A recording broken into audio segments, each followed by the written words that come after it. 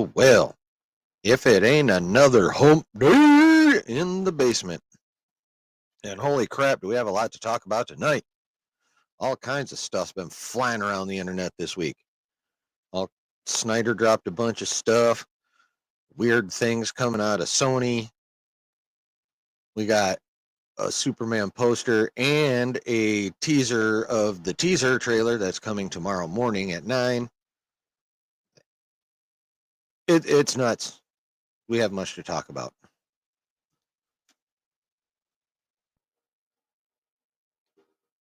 So you know what to do at this point in time. Fill your cup. Light your smoke. Sit back. And get ready to get nerdy.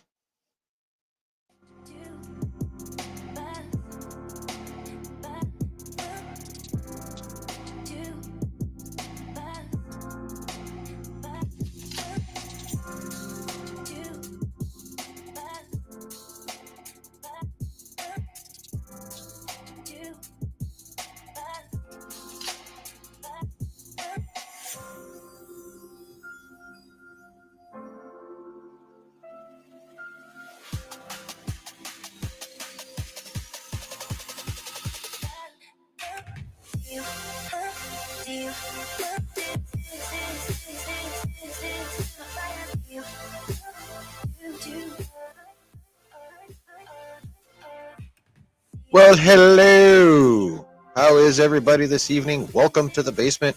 Welcome to this Wednesday night stream. I'm going to dare to touch my camera. Holy shit, it didn't fuck up. I'm so happy. Well, as I alluded to when I wasn't letting you see my face, we got a ton of stuff to talk about as regards Marvel and DC. But first, we have an episode of the Skeleton Crew to discuss.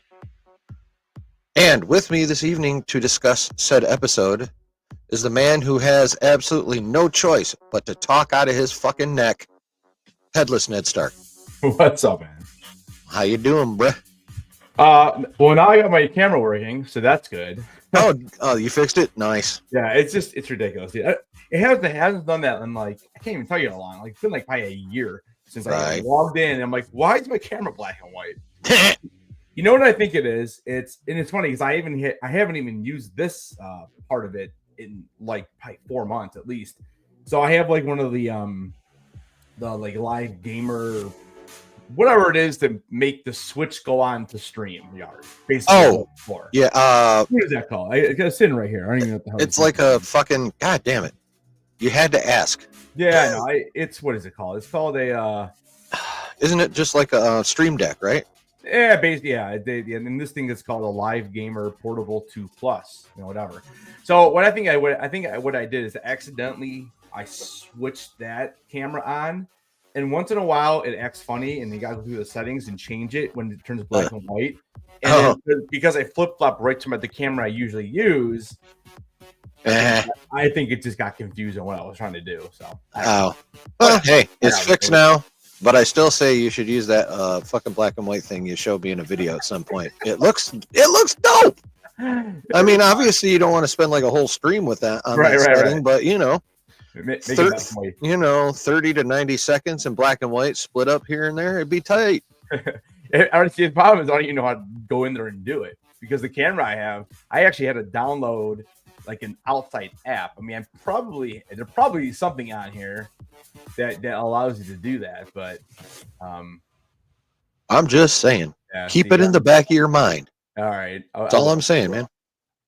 You see, I just switched it like I thought it would work, and it didn't. So I don't even know. Yeah, well, but whatever. You're at the settings you want to be at, so there we be. Okay, so Skeleton Crew episode 4. Yeah. What'd you think overall? Before we get into specifics, what'd you think?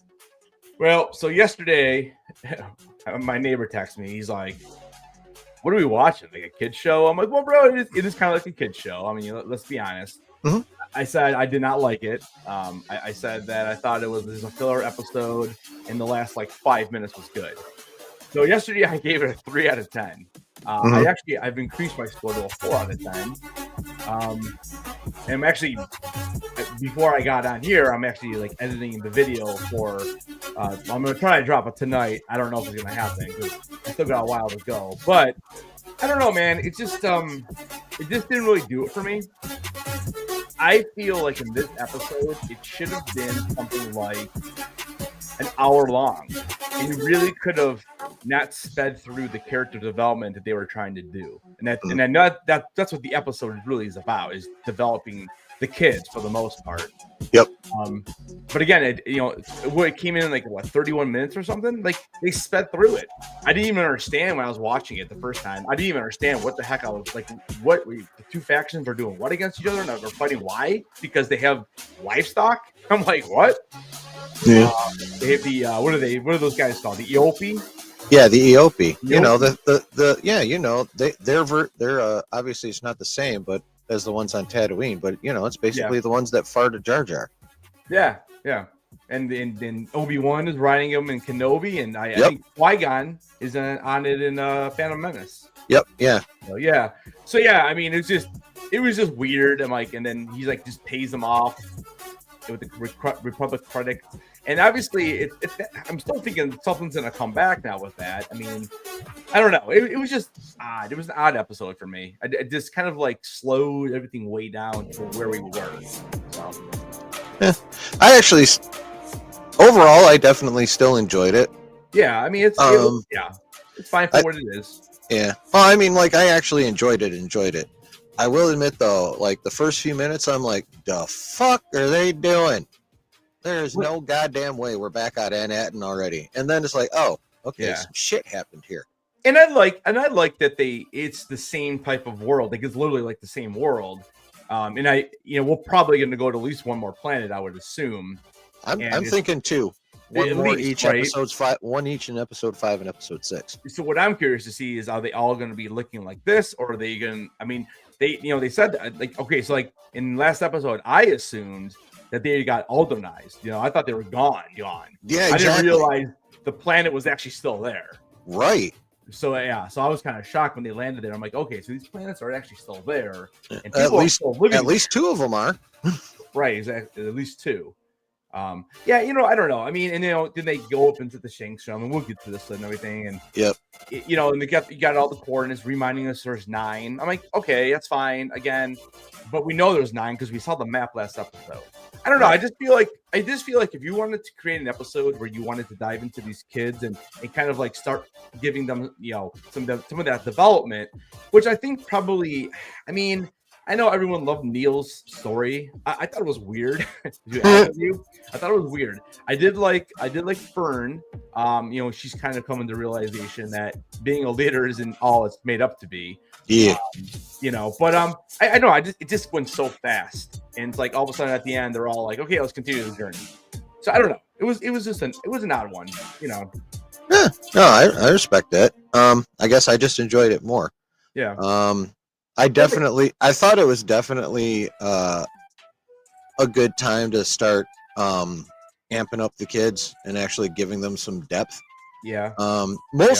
Neil and Fern got most of that treatment. Like I still want to know a lot more about KB, but also this episode kind of made me start leaning more in your direction, and I think she might be a fucking android. Yeah, right. And it's funny. I like I said, I just this afternoon I filmed the video and I'm editing it now, and I'm on the KB part. Mm-hmm. And I'm there's 3 theories in the video that I talk about. Nice. I 3 of my theories on her. So yeah, it'll be out later, hopefully. But yeah, there's some stuff there. I'm like, Ned might be onto some shit here. Yeah. Ned might be onto something. Because like she's really the only one who got nothing. Like she just kind of was in the background there a little bit, and yep. Yeah. Well, she got to like it was when she was shooting. Well. Yeah. Like her ability to just drill that shit like she'd been in the army for like a quarter fucking century. I'm like, Yep. Huh. That's one of my yeah. I don't want to say my theories on it. No, don't. I'm just saying. Yeah. I'm just the shit that I noticed that made me think of what you were saying. I was like, this motherfucker. He might have something here. Yeah, there's stuff up with her. Holy shit! But yeah, so yeah, I thought they did a good job developing Neil and Fern. Like, honestly, just thinking about what this show is, I don't anticipate them getting like super deep like you'd expect in another show, just because they still have that 80s vibe they have, they're still trying to fill. Yep. Which in and of itself kind of precludes a lot of character development that we're used to in other shows, and lament a lack of in other shows. You know what I mean? So, well, yeah, as an acolyte, it didn't even matter. I was trying not to say the word. God damn it! We don't say that word on this stream. Yeah, that's a bad word. It is a bad word. That's the new A word. Yeah, right. But yeah, so I definitely enjoyed them filling out Neil and Fern a bit more. Like it was good to see her like get humbled a little bit. It's like she finally is like, oh, okay, this is actually some really, really heavy shit. Like she knew it was heavy shit, but like the full weight kind of landed on her dome in this episode. And I actually thought, like the kid actress herself, I haven't bothered to learn anyone's names, but the little actress who's playing Fern, I thought actually really pulled that scene off. The break, when she had that breakdown or whatever. Yeah, I mean, I would say beside Jode she's Jude Law, she's probably the next best actress. I mean, she's probably the next best actor on the show. I mean, I think she's really good. So yeah. I like what they did with Neil, because they kind of like they told us some stuff that we already kind of figured out on our own, but then took it like to a much more serious level, even because before he was just like kind of goofy off to the side, always kind of a little afraid, but not like in the super serious manner.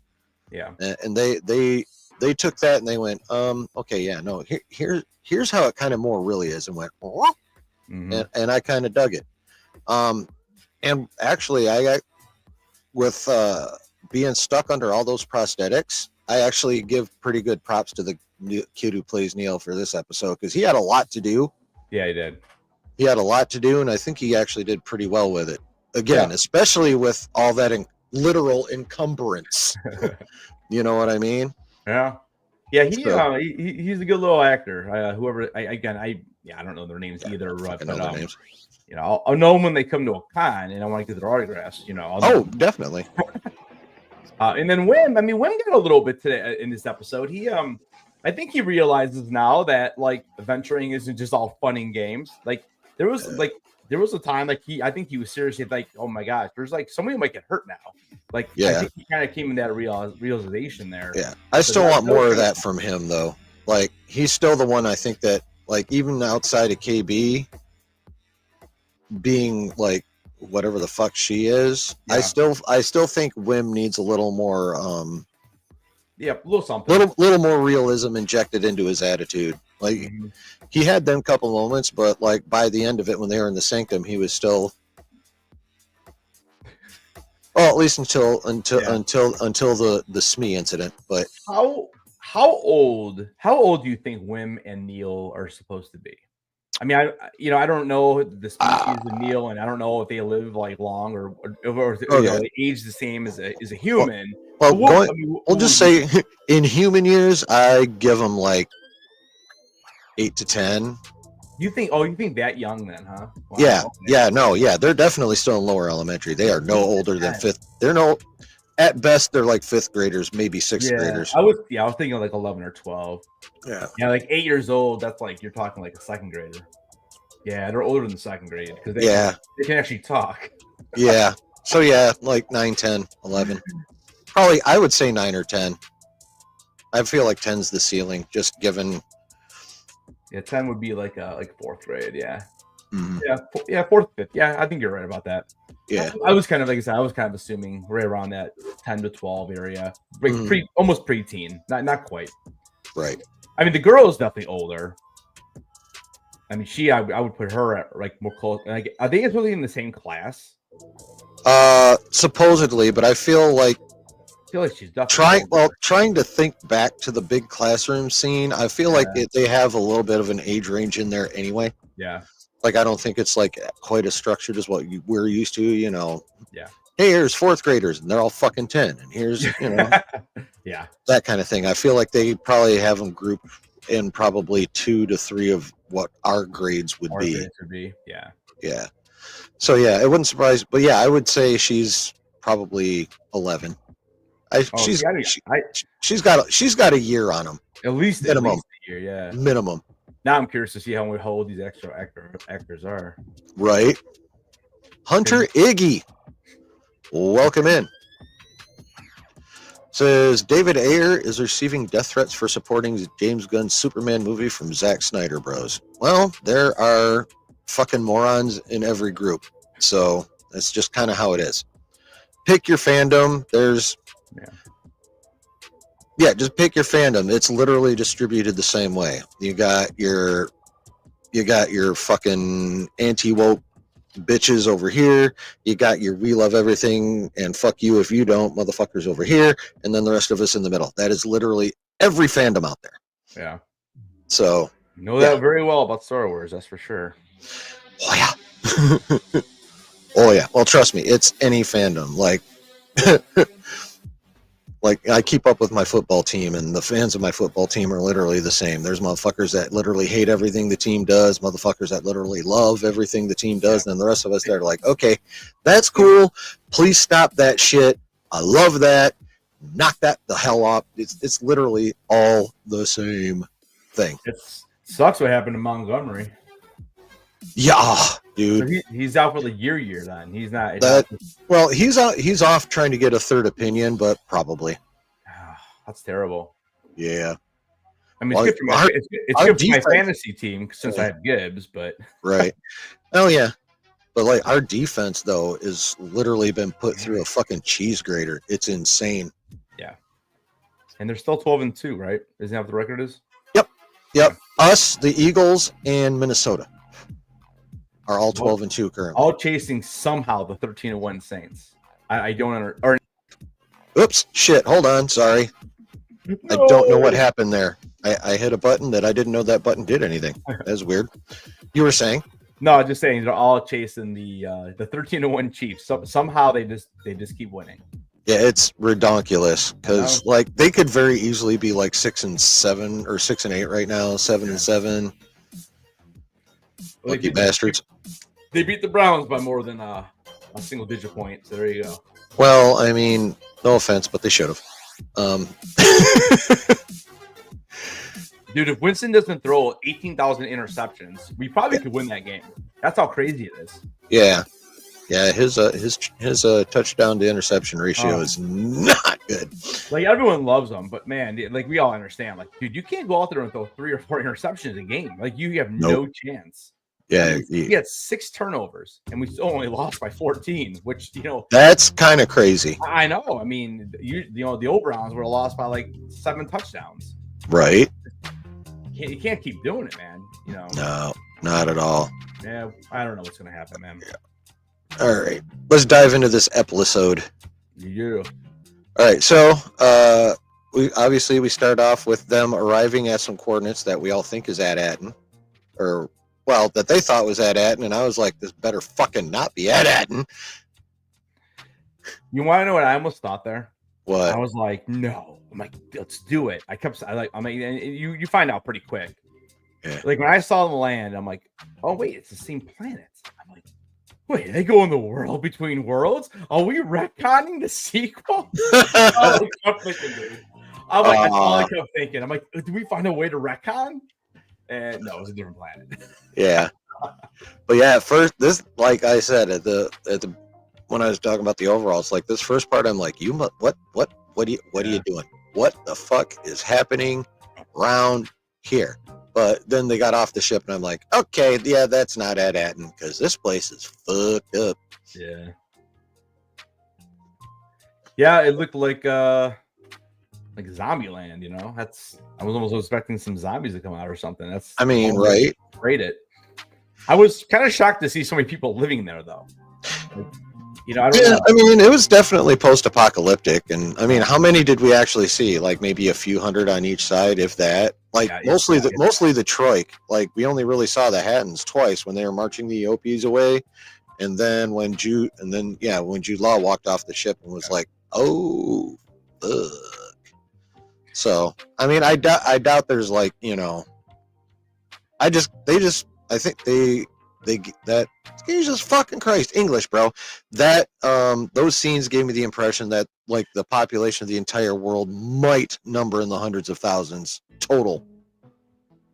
You know what I mean? The whole, yeah. Well, I mean, we also don't know how big the planet is. You know, we don't know if it's, yeah. I don't know how you tell, but because like that's the thing. Like any planet we land on, well, I mean, this is any movie really, but like any movie in Star Wars, like you see the one area, but you never see anything else. Like it's yeah, spot, you know. True. So we don't really know. Like, is Hoth really all ice? I mean, last time I checked, when a planet rotates, things change. Yeah. Tons. Well, I mean, they did specifically call Hoth the ice planet, though. Like, true, they do. Literally. But yeah, so like I'm just saying that's the impression I got from like how they designed the scenes and like how they were living and their costumes and shit. It gave me a lot of Walking Dead vibes, honestly. Yeah. So how many? So you're saying 100,000 people max? Well, hundreds of thousands, definitely less than 1 million across the globe. And that's for the planet they were on, not at the one they're on. Yeah, no, Ad Atten's got a lot more huge, people. right? Okay. Yeah, it hasn't gone through some apocalypse like event. What is this one? At Aachen, I believe, was this one. At Akron, yeah. At Akron, yeah. Akron. No, I think it was at Aachen. You fucking Ohioan, trying to make it Akron. I don't know. I used the good old Siri to tell me how to say it, and it sounded like she said at Akron. So I'm like, I'll go with it. Yeah, well, you would. Probably will hear if you watch the video, you'll probably hear me say at Akron. Yeah, that's all right. You're forgiven. It's home bias. It's all good in the hood. Well, it's funny too because so last week in the last two lives in the videos, I've been calling him Jod. Apparently, it's Jode. Is it Jode? Yeah. I don't remember him saying Jode. If anything, it sounded more like Jod. When he said I thought I caught a Jode, and in the video that I made today, I'm like, I kept calling him Jode. Then I kept making sure. God damn it! Now I got to go back and look. Yeah, it's hard to like sometimes tell exactly what his name is. Yeah. Well, Jack Silvo Nawood. Yeah, I thought like what's kind of funny, just dealing with his name just real quick, is like no one else I've ever heard pronounces his name the way he pronounced it in episode 3. Yeah. He said, I'm Jod Nunwood.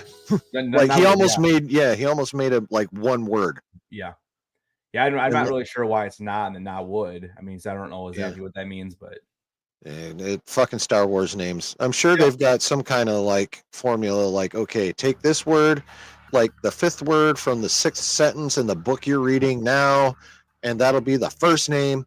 And, shit like that. Like, who the fuck knows how they come up with some of these names? It's wild. Oh, dude, some of them are like what? What is that? And then you have Ben. I'm Ben. Hi, I'm Ben. Yes. And I'm not even talking about Kenobi because like I feel like we always knew him more as Obi-Wan. I'm talking about I'm Ben Solo. Right, yeah. That's the best you could do is Ben. I get it. They named him after Obi-Wan, but it's funny because you hear all these other names. Yeah. So, and also a moment that gave me pause moving on was like when the first people they run into is more kids, and I'm like, God damn it. All right, I'm gonna wait, but at first I'm like, what are we doing here, folks? Like, what the hell? Yeah, it was. I mean, again, because you can tell, like this episode right here proves that this was definitely made for a younger audience. Oh, they definitely. Still have that mystery, which will keep us adults into it. Mm-hmm. Although I guess it's not doing very well in the ratings again, but I mean, like, what do you expect? Like, what does Disney expect? You messed this up so bad already. Exactly. Well, it's literally, and honestly, to this point, I think higher quality. But this is the Solo problem. Solo came out right after TLJ. Yep. And now this is coming out right after the show that shall not be named. Yep. So, yeah, they both took the same kind of bullets on that one. Like they both got creamed by their predecessor. Like if this show had come out probably, I don't know, let's say between Mando season 2 and Kenobi, this show would probably be kicking ass. Yeah, you're probably right. Yeah. Yeah, like because it's actually a decent show. Like if it was crap, I'd be like, okay, well this is crap, and it doesn't matter when they put it out. Yeah. But this is not a crap show. It's not a mind blowing show by any stretch, but it's good enough to where if it was put like after a show people liked, it would have done well. It would have, people would have been like, oh, this is a fun one, yeah, same stuff. And yeah, you're right. I mean, as soon as you put this on after. I mean, God. I mean, what was the last two? It was Acolyte, and what was before that even? Was it Mando season 3? No, it was Ahsoka. Ahsoka was after Mando season 3. Yes. I mean, Ahsoka has its problems, but I don't think it's terrible. The way I went with Ahsoka was episodes 1 through 3 good, pretty decent. Episodes 4 through 6, oh my fucking god. And then episodes 7 and 8 were, oh my fucking god. You know what I mean? I don't understand what they were doing. Like, especially episode 7. Holy shit. That was however long that was just episode 7 was a big old pile of poop. I'm trying to think. I can't even think back what 7 was. That was the one right after was that the one that Ahsoka arrives there finally? No. Yeah. It is. Yeah, because it's after what's her butt? What's her goddamn name? Natasha Liu Bordizzo's character, Sabine. After Sabine finds Ezra and they're on the wagons heading for the castle, and then they get attacked by the things. Yeah. And then he does his version of Force Fu, which is completely ass. Yeah, it was so bad. It was insanely bad. Where's the creativity, man? Like, and then oh god, and then the last episode with that jump. Okay, I don't even want to talk about it. Yeah, it's just making me angry. Thank God for Balen Skull and Shin Hati because yes, definitely. I mean, seriously, Yep. But yeah, so yeah, that was Ahsoka, and then was there anything between Ahsoka and the Acolyte? I don't think there was. I think there was like a good year or so break between the two. It was a while. I know that. God damn it! No, I don't know. I feel like the only way you could possibly get the fans back is if you literally make I would make a movie personally, and you just either recast the OG characters they're never gonna come back to do it. They're just never going to, and they're too old at this point. Even if you wanted to fake, fake them, or what is it called, deep fake them, like. Yeah, I just don't think that. I don't think. Well, obviously, Carrie Fisher can't do it, but I just feel like I think just recast them and just continue what their story would be and make it a movie that maybe links us from the end of Return to like when Luke shows up in Mando season 2 or something. I don't know. I don't know, because the problem is that you're already using Thrawn, and that was the original bad guy for Luke to fight. Right. Yeah. So I don't know what you do. I really don't. Unless they're going to do something after the Mando movie. The Mando and Grogu, you kind of get them their movie, set up wherever you want to set up, and then you do something. And maybe we see them all with Ahsoka and everybody, and they all fight Abeloth. Let's go. Do it then. Because I don't know what else you do. Right. Yeah, nope. The show right before the Acolyte was Ahsoka. Yeah. Okay. Ahsoka in 2023 and Acolyte in 2024. So it was like almost because Acolyte was what? When did that come out this year? That was like May. Yeah, like April, May, somewhere in that neighborhood. Yeah, I think it was May. It was like right around May the 5th. Yeah, you're right. Because it ended like right in the beginning of June or July, I think it was. Yeah. So, yeah. Well, I don't know. We'll see. I don't know. Yep. But I think that's why people aren't watching it. I agree with you 100%. Oh yeah. So all right. So they get captured by kids, and which is still kind of got me in what the fuck mode. Yeah. And then we go back to the settlement, and we are introduced to the Troik. What'd you think of the headman? What's his name? Strix or something? I don't fucking know. I don't care. Strikes. He's just a headman.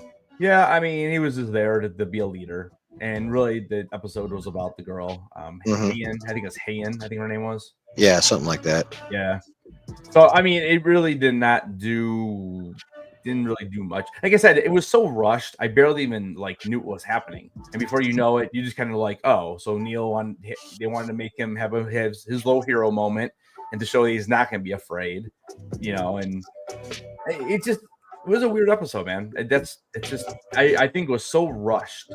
And then, like I said, the best part was the end. And then we find out with SM33. Yep. We find out all the stuff that's going on with him, and that might be one of the more intriguing parts of the episode, or the show now, because that's the thing too with him.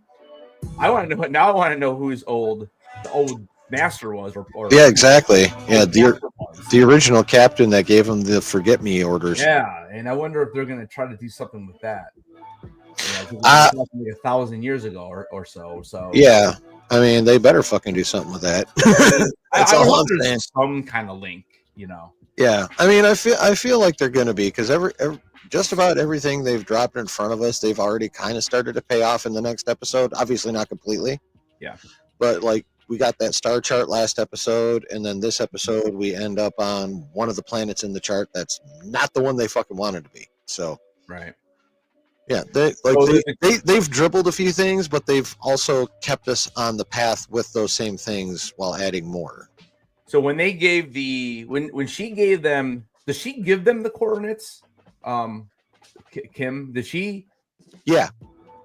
So she gave them the coordinates for that planet, though. Yeah, her calculations were a bit off. What up, Brooke?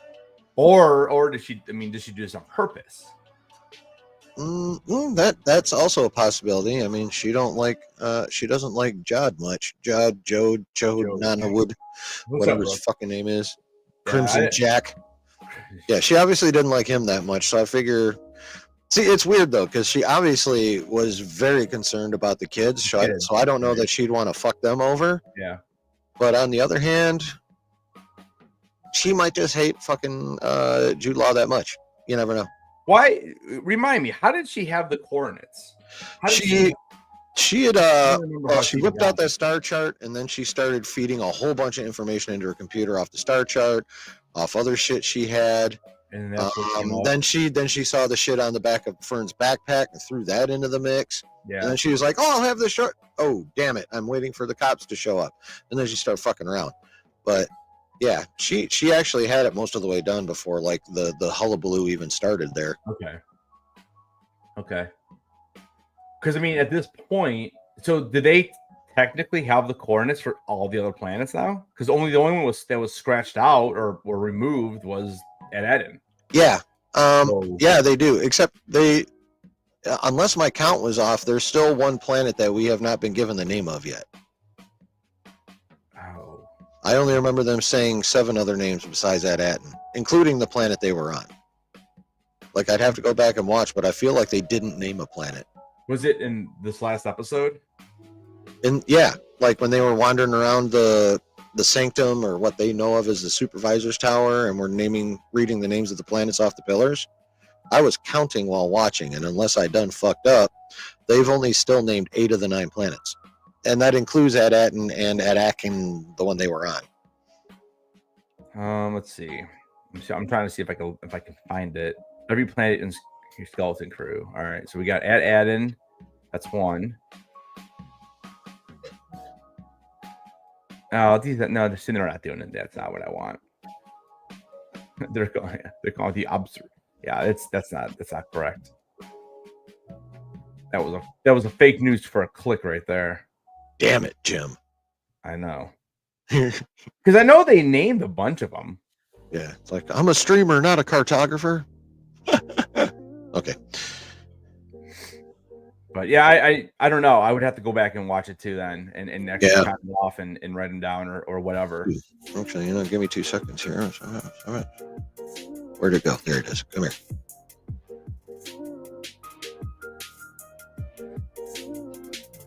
Oh, fuck.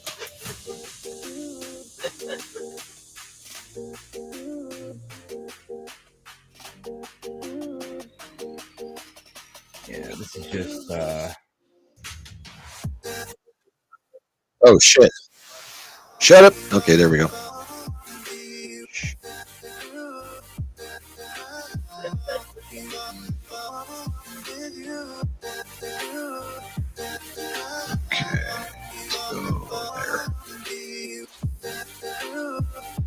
Go. What are you doing? Get over there.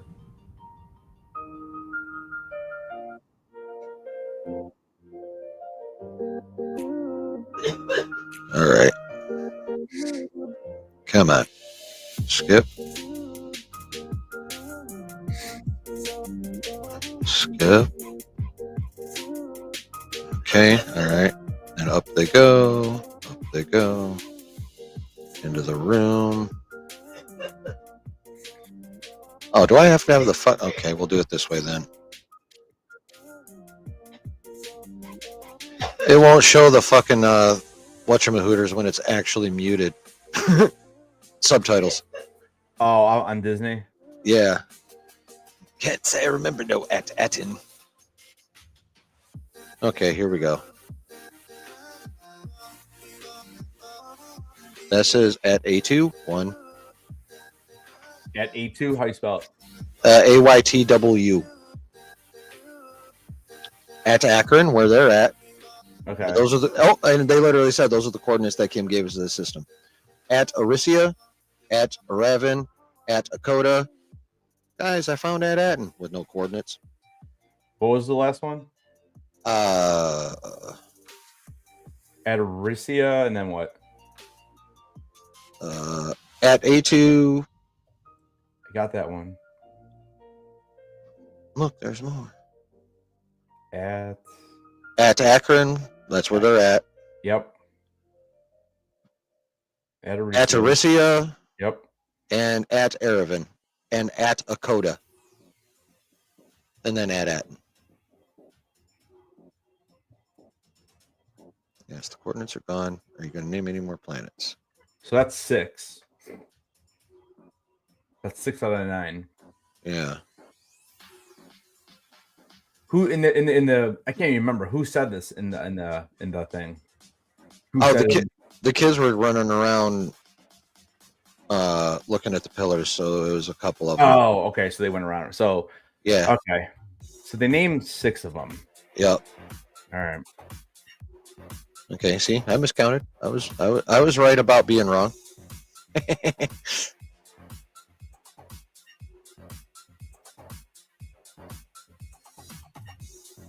So yeah. Yeah, I we mean, have more names, but not all the names. Yeah.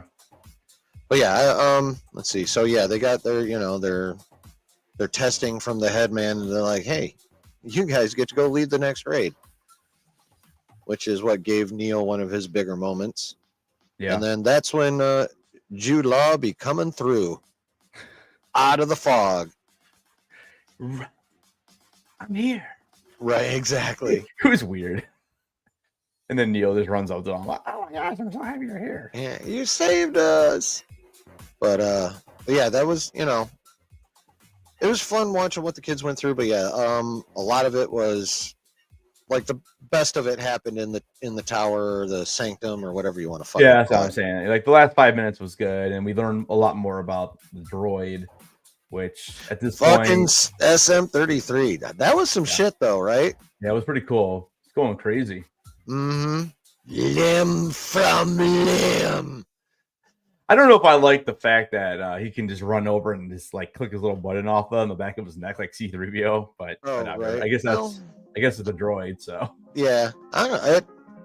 Was it just a click, or did he kind of yank something out? I couldn't really tell. I thought you like flipped. Did he flip a thing? He probably flipped the thing. Yeah. But yeah, that was wild when she because obviously Fern had her breakdown first, and then she's like, "Wait a goddamn minute! Yeah, I can override his shit." Yeah, it'll be interesting to see what they do next episode, because I'm trying to think. Like, I would assume that they're going to probably go to another planet. Yep. If in their tower, if it's a race, which I'm assuming is going to be a race again. Yeah, probably. Oh, and here's the thing, though. Like, just real quick, I feel like what they found in that tower Well, first of all, the fact that they thought that was their planet until they saw how fucked up it was, and then they had like the same school and the same supervisor's tower. I feel like all 9 of those planets were terraformed or engineered or, somehow created to all be identical, to all work together towards whatever the great work is. Mm-hmm. And that Adatin was the key one in the group, which is why it's the only one that's still. Well, obviously, we know it's not the only one that survived because we were just on a planet that also survived, but it appears to be the only one that didn't suffer some sort of fucking humongous calamity. Yeah. And I think that's because that one was the key to the whole whatever the fuck they designed with those 9 planets. Or, I mean, so the idea is that all 9 planets originally were all hidden. Like, you couldn't find any of them. Okay. Yep. So it's not like Eden was hidden after the other ones got blown up or No. destroyed. No, the Old Republic had a purpose for hiding their asses. I'm starting to think a lot more of this is. I'll just put it this way: I think a lot more of what's happening with those 9 planets and why they're all hidden. A lot more of it happened on purpose. I feel like by design. Like, you think they're gonna? You think they're going to relate this to, Palpatine and all that, or the First Order at least? Maybe. Hard. Yeah, I can see ways they could, and I can see ways they could completely avoid it. So it just depends on what the creators did with it, and why can I never remember his fucking name? Oh, John Watson, his partner. It really just depends on what they decided to do. I'm hoping not. I'm hoping they make its own thing. Yeah, or keep it at least much more isolated than they have other shows. Away from the sequel timeline that we know is coming. See, here's the other thing though, too, because we keep, it's 1,000 years. Like, Palpatine's not around 1,000 years ago. No. I mean, no character at this point would be around 1,000 years. No. So it's like it had to start 1,000 years ago for all reason. Mm-hmm. So I don't know what that reason would be. If it goes back far enough, like, maybe just, you'd even only have to go back like maybe 1,200 years, 1,500 years max. Yeah. But if you want to delve into what the only material we have for that time period, which is all in Legends, that would be when the Republic and basically the Grand Army of the Sith were fighting, like the Jedi and the Sith were fighting directly, when they had like hundreds of Sith under a few overlords. Basically the beginning of the Bane trilogy. That was the situation. Yeah. At least, because Disney hasn't canonized anything that far back, I don't think. So the only thing I have to go off of is, what I've read about in the Legends books. So it's entirely possible that whatever those planets were doing was somehow helping to keep the Republic intact against the Sith onslaught. See, I keep going back to... See, I don't know why would Eden be the only one? Because I feel like it should be on all the planets, and there was a reason why they hit all of them, unless it was they try to make it like a guessing game for any enemies. But I keep thinking, man, maybe it is like some kind of ancient Jedi temple. Maybe it is a Jedi thing, and not really the Sith thing. And could be. The credits, I don't know. I mean, maybe the adults at some point found the ship and they just took all the credits out, and that's what they use is their currency on their planet only.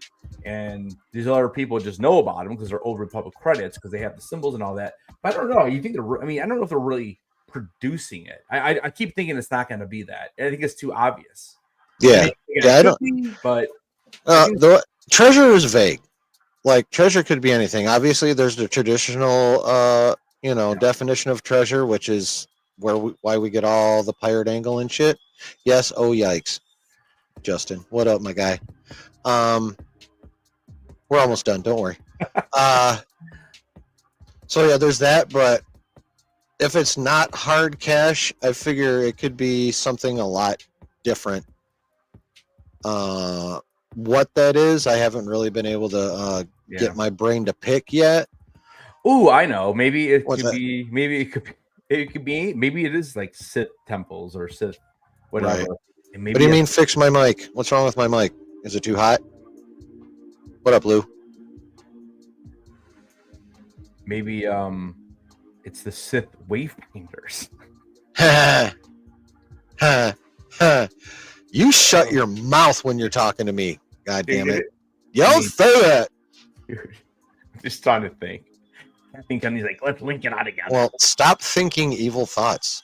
Maybe I expect better from you, even it though was you are. Amir's idea. Oh, Jesus fucking Christ. Let's link Acolyte and Skeleton Crew. I sound like I'm in a fishbowl? Well, I do have a different mic right now, so I'm still playing with it because, the holder on my old one broke. So, I think that sounds all right. I mean, let me see if I can fuck with it here. Give me a second. Well, no, because I don't want. That'll make it even worse if I adjust it that way. You can turn down. Is it? So who said that, Justin? Yeah. Let's see what happens when I do that. I pushed a button and I twisted a knob.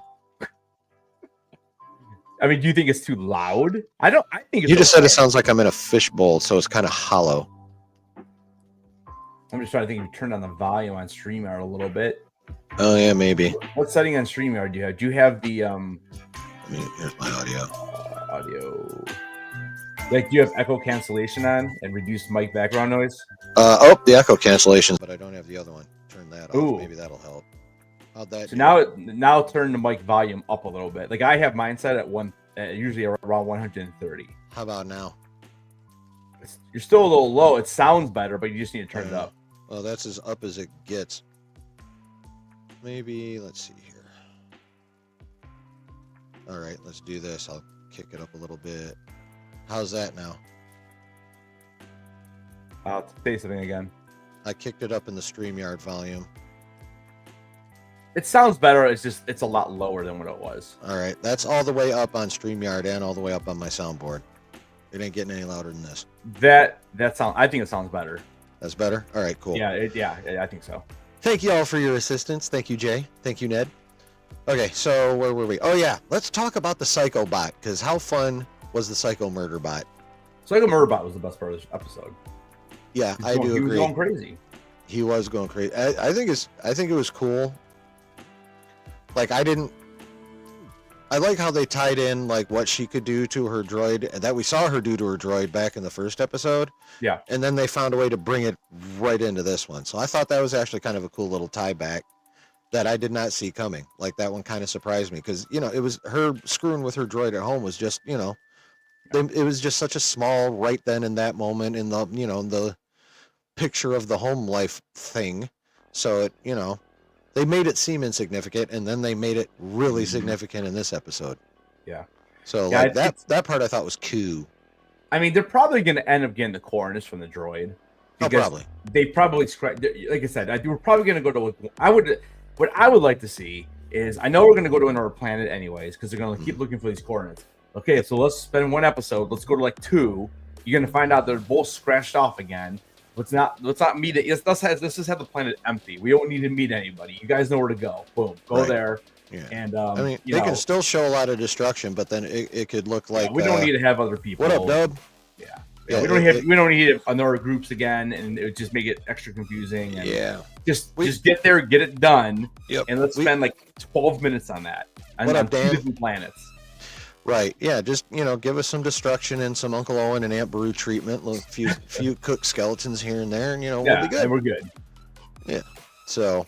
I think also they're probably, if they do mess with SM-33 next episode, I feel like they're going to somehow immobilize him before they turn him on, so they can still interrogate his ass. Mm-hmm. You know what I mean? Yeah. Like they'll cut power to the rest of his body. Well, no, I mean he's a droid. They can fucking deactivate his body from the neck down if they want to. That's true. So I feel they'll probably do something like that and then interrogate his head. Mm-hmm. Yeah, we need to grab. Maybe you need to go find Babu Frick. I would love that. I fucking cool with that. Babu Frick is the best part of Rise of the non-Skywalker. Yeah, he's the only good part of that movie. And we need to go find Babu and his cousins are the best part of Mando season 3. That's right. Motherfucker! I'm out, motherfucker! That was so hilarious. Oh my god, I love it. And did you see the caption on that? All it said was and Zelen speech or in selling language.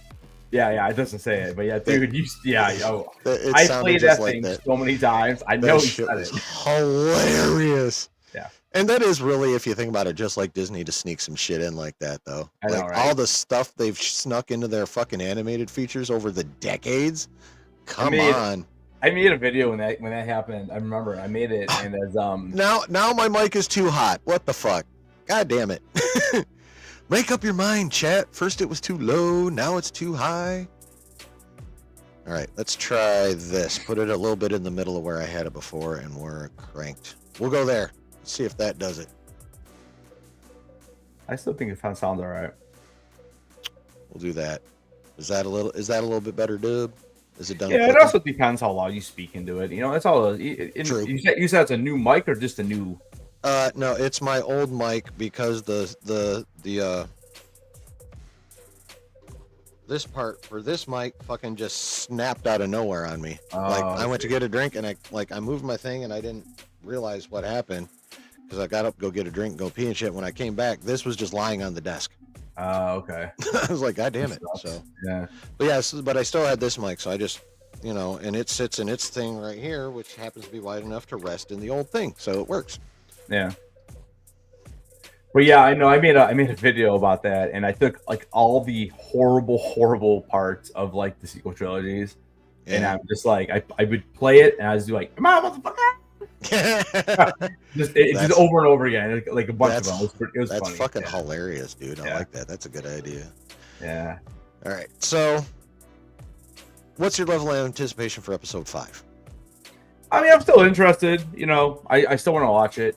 I didn't love this episode, but yeah, it's just I don't know exactly what I want. I just don't want them to go on another planet for a whole episode and like just walk around and find out the same information. Right? Yeah. I want it to be almost like a montage at the beginning, seeing them go to each maybe 2 planets, and then after that, I don't know what the next step's going to be. Because obviously the droid is going to one who's going to have the coordinates. I can't imagine that we're going back to Ad before episode 7.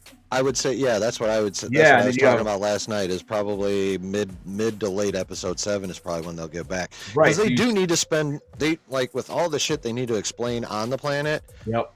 We need time on that planet to get that explaining done. So yeah, I figured they'll get there episode 7ish.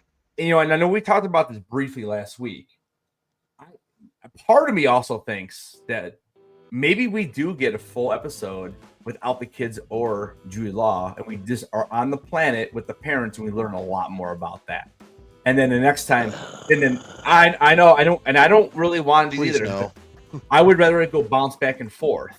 But for some reason, I feel like the way this episode ended, it was pretty clean, and we kind of know they're going to the next planet.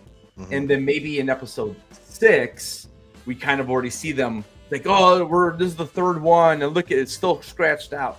You can play it off like that, and then it speeds along. But I don't know. I mean, I would rather it bounce back and forth and have both groups doing something. I just got a funny feeling, man. I really do. Yeah, I do. Yeah, I do. One episode like firmly entrenched on the parents at home before the kids get there. No thanks. Yeah, I know. And they need to bounce. Like, please give me some information on that, Adden. You've been teasing this shit for a hot minute, so yeah, give me that. But I don't want it all at once. Like, you need to bounce back and forth. Yeah, I mean, first things first. Next episode, they got to get off Ad Akron. They're still on it. At Akron. At Akron, yeah. That episode ended with them still in the tower.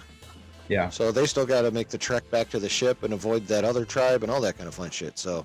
Yeah, I don't even think we're gonna see that though, dude. Like, look how the last episode ended.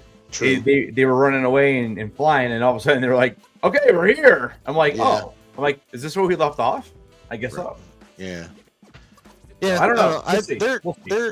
They're definitely doing enough to keep me interested, and they're doing more on top of that to keep me entertained as well. So I'm down with it. It's like what a lot of people have been saying. It's fun. It's we'll see what happens. We'll see if they decide to link anything at all, or if it literally will be just its own thing. Yeah, I don't know. We'll see. But like I said, it was a fine episode for me. So I think I gave it a 4. Even just talking about it, I almost want to make it a 5 now.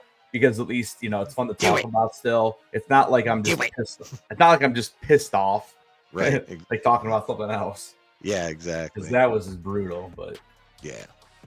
All right, yeah. man. So cool, man. Do you want to hang out for some like more no? comic shit, or are you gonna dip? I'm gonna dip, but I'll probably come back in the chat for a little bit because I still you got more editing to do, don't you? Yeah, I got like 3. I actually got 3 more hours on this thing, so I really want to get it done by the morning. It's like at least drop it in the morning because I don't think I'll drop it tonight. Right on. I don't like dropping past 10 p.m. So I'll just wait. But yeah, well, thanks for having me, man. And then next week we'll be back over my channel at 7:30. Is good then still. Yep. Cool. All right. Enjoy the Superman talk. The trailer comes out tomorrow, right? 9 a.m. Eastern. 9 a.m. Yeah, I'll be watching it. I'm curious. I mean, are you excited for it? I don't know if excited's the right word, but I'm definitely highly interested. Okay.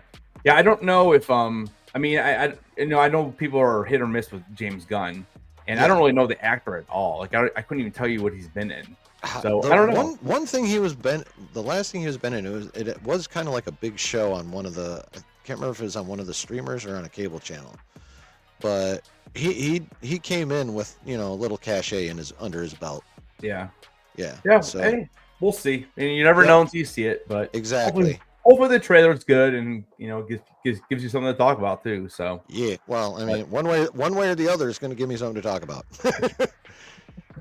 All right, guys, thank you so much, chat. See you guys next week. Dropping the video on Skeleton Crew tomorrow if you guys are interested. All right, peace. All right, man. See you. Guys. Thanks. Absolutely, man. Big fun, bro. Yep. See you next week. Always. All right, guys, how we all doing? It's just not as quality as my normal one. It's distorting easily. Yeah, that's why I got the normal one or the other one. I don't know. Let's see. What if I wait a minute?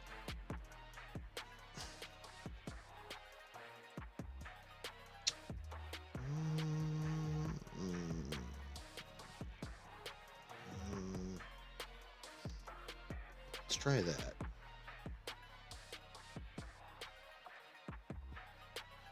We'll see if that does anything. Oh, yeah. Just got home. Did you have a good flight, Brooke?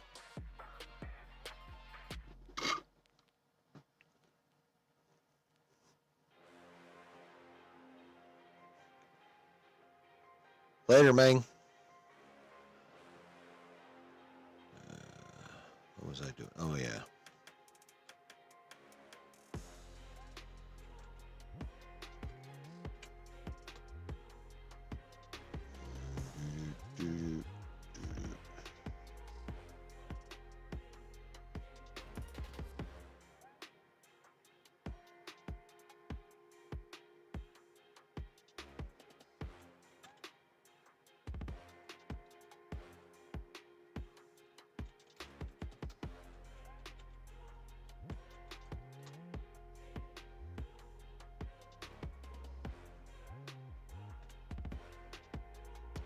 Hoping to go there again, but to Miami. Super humid. Oh, yeah, definitely.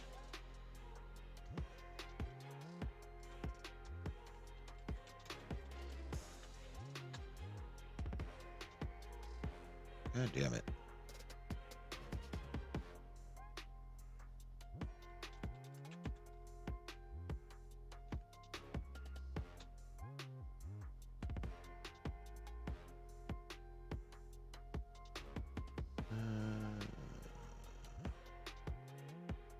Where is it? God damn it. Stop hiding from me. People love to hide this shit from me.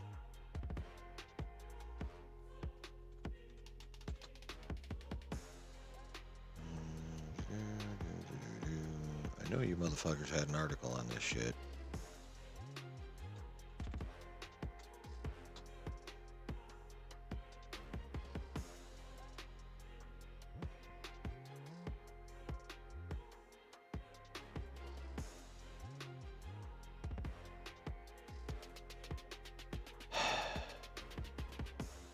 Disappointing. Very disappointing. So how are we all doing, guys? How are we all doing, chat?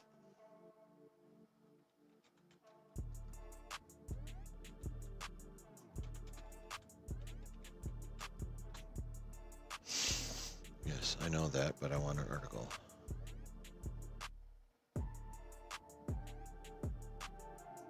Here it is. Oh, it was on comicbookmovie.com. What a boob I am. What a boob. Okay. Yeah, Tampa's really nice. Like Clearwater Beach is absolutely gorgeous. There's that fucking awesome ass seafood place on Clearwater Beach, like right there. That shit is amazing. That shit is amazing.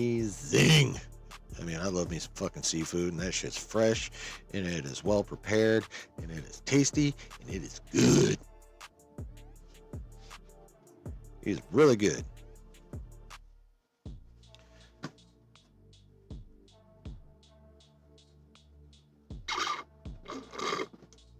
All right. I have dried myself out a little bit talking Star Wars. So I'm going to get a little beverage, and when I come back, we're into the news. Ow. My elbow.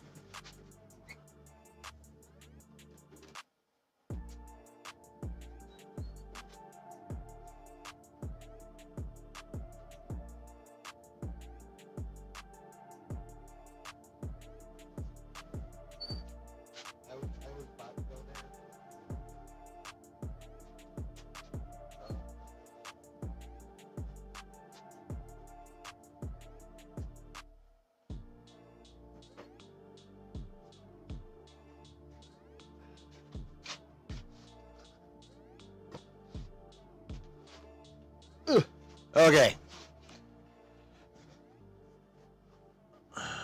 Burn Steakhouse. Damn. I wish I could remember the name of that fucking restaurant. I wish I could remember the name of that fucking restaurant. You had table wine from 1864, the one time I got to go. God damn. Was it vinegary or was it actually good?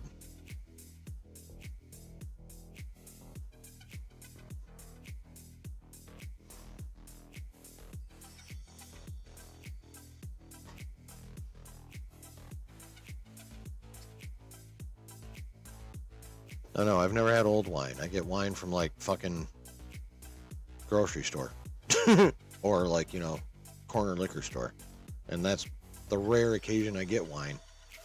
I like wine. It's just got it's a very different buzz, and it's a very different hangover.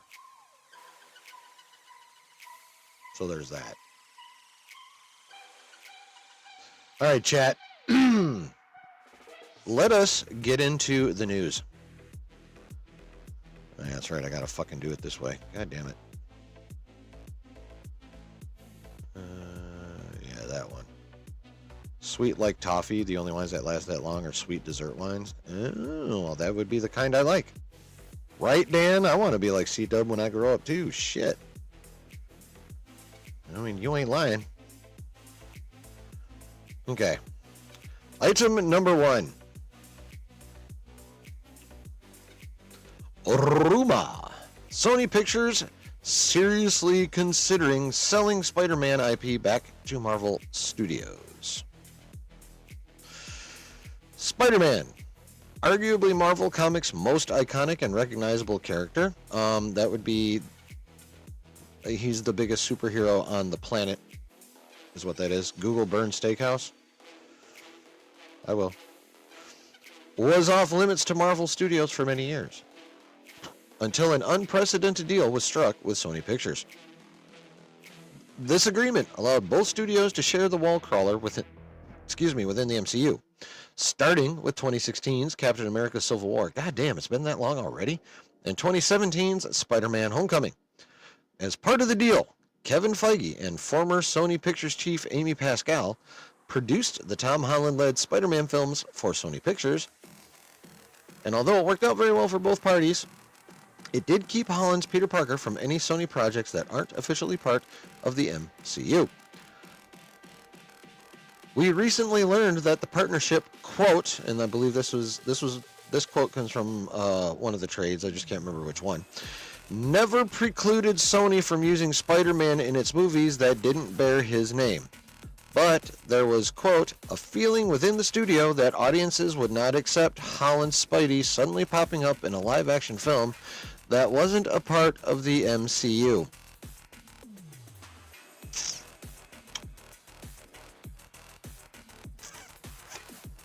Yeah. There are almost certainly a few aspects of the deal we haven't been made aware of, but one thing is for sure. Sony's attempt to develop a Spider-Man spin-off franchise without Spider-Man has not paid off.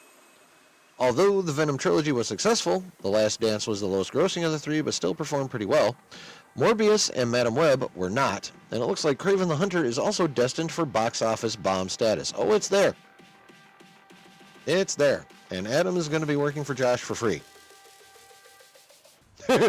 Let's just, I think we can, you know, if this was like an election night and I was CNN, I'm calling that shit. Adam's going to be producing for Josh for free.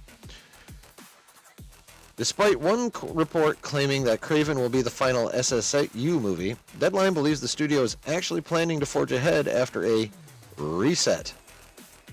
However, they may be considering taking a drastic measure following the most recent box office disappointment. According to Scooper, My Time to Shine here, Sony is now seriously considering selling the Spider-Man IP back to Marvel Studios. What would this mean for the character? Basically, it would allow Marvel to include Spider-Man in any future projects and develop solo Spidey movies featuring any and all of the hero's foes without any involvement from Sony Pictures. Despite the SSU's failings, this deal has been very lucrative for Sony, who stand to rake it in after the upcoming Spider-Man 4 swings into theaters. With this in mind, we're not sure how much stock we put in this rumor, but there's a chance the trades will soon weigh in with an update, so watch this space. And then they talk about Kraven, the bomb of the year. A little bit. All right. So, a few things in this article. A few things. First of all,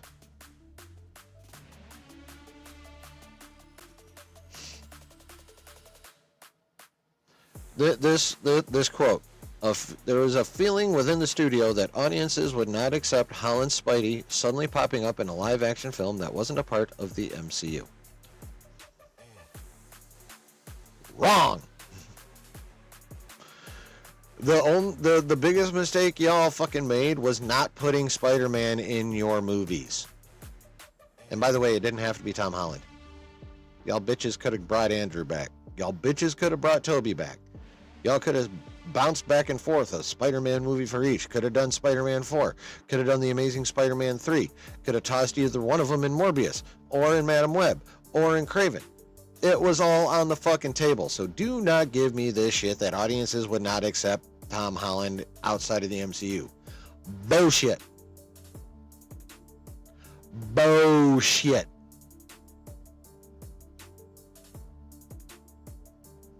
Large idiocy number one.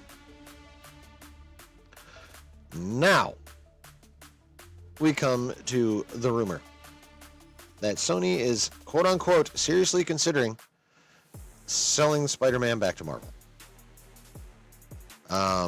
Couple other scoopers weighed in on this. Alex Perez said, you know, there's some truth to this.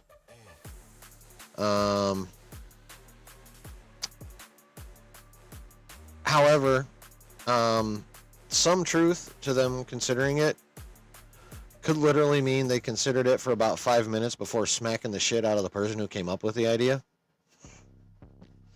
You know what I mean? And frankly, it's just not going to happen. There are other options for them to salvage their section of Spider-Man. So many other options. But I'll tell you one option that they're not selling these rights back to Marvel. There's no fucking way. It's just not going to happen. Here's what they should do. If I'm Sony, here's what I do. If I'm Tom Rothman, I'm calling up Kevin Feige being like, bruh, Let's have a meeting. Let's have a meetup. And then they sit down at the table, maybe over drinks, maybe over steak dinner, right? And Rothman's like, bruh, look, you're not dumb. You've seen what's happening with us. How about this? What if I gave you carte blanche with everything Spider-Man? You can play with Spider-Man all you want. You can play with his villains all you want. Everything that is under our license, we will let you play with for a bigger chunk of the profits. And then you can do whatever the fuck you want. All you have to do is give us a little bit more of a chunk of the profits and make sure you help us maintain the license by making sure there's a Spider-Man movie out in no less a time between them than 5 years and 9 months. You realize that's all Sony has to do is put out one Spider-Man movie every 5 years and 9 months to keep the license. That's it. That's it. So that wouldn't be hard for Feige to do. And then literally all Sony would have to do is just sit back, let Feige make Spider-Man dope, and collect checks. That would be their smartest option. And it doesn't involve selling the license at all.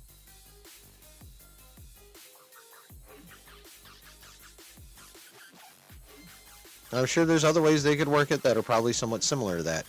But there's absolutely no fucking way Sony is selling that license back. That would literally be the worst business decision in Hollywood ever that I could think of.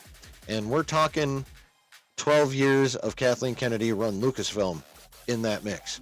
And Sony selling that license would be a dumber business decision than any Kathleen Kennedy has ever made in the last dozen years. It would be insanely stupid. The stockholders would probably revolt and vote that whole board out.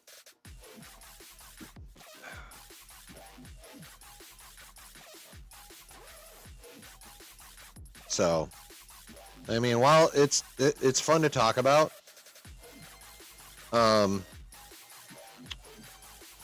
have a better chance of being able to motorboat Sydney Sweeney than the likelihood of Sony selling the license back to Marvel. In other words, never gonna fucking happen. Never going to happen. I don't care what any scooper says. I don't care what any trade says. Oh no, they're really thinking about it. And thinking is as far as that will ever fucking get. They're seriously considering it. Yep. They're seriously considering it, and then they're going to go, fuck no. Like, if anyone can think of a good reason for them to sell the license and give up all the moolah they can bring in, I would love to hear it. Because I can't think of one logical reason to do that. Not one. Yeah. It would be redonkulous.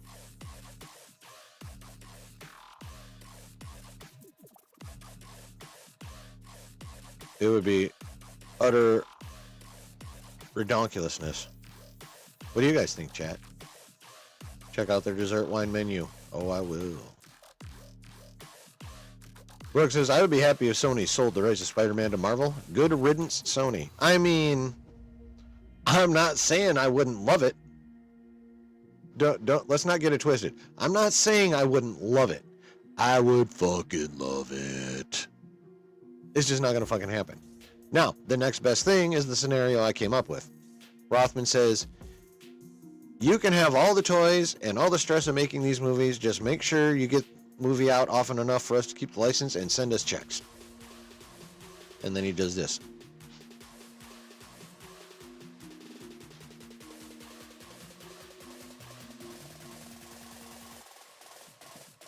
and starts flipping that cash.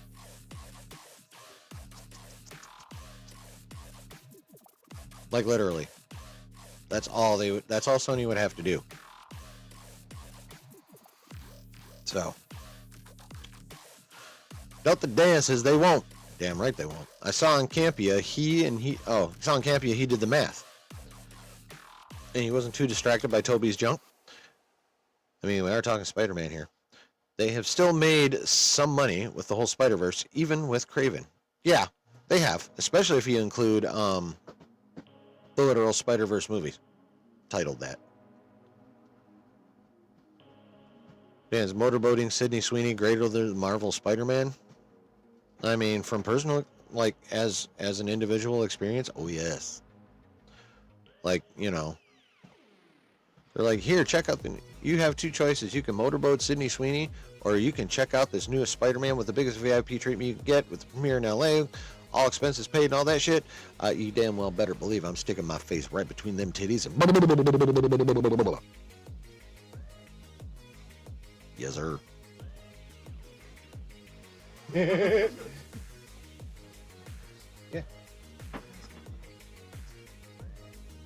In that box somewhere. Yeah. Yeah, no problem. I swear to Christ, if that RTAC scene is on when I come upstairs, though, I'm kicking someone's ass.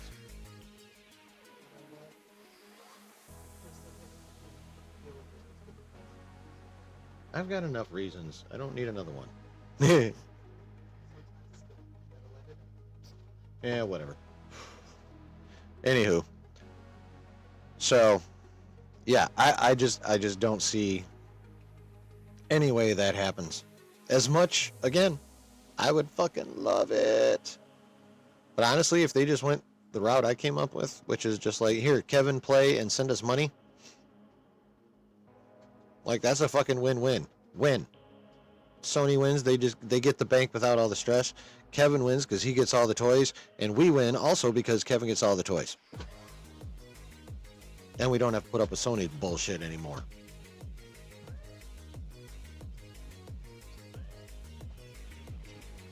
Yeah, no shit, right? So, yeah, it would be insanely dumb, and it's never gonna happen. That's the take.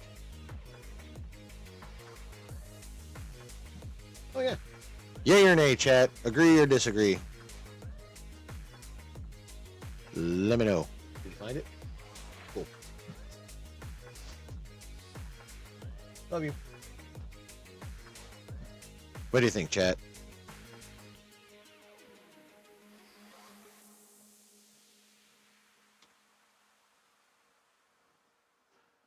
Is that rumor a big old stinky pile of my time shit, or what?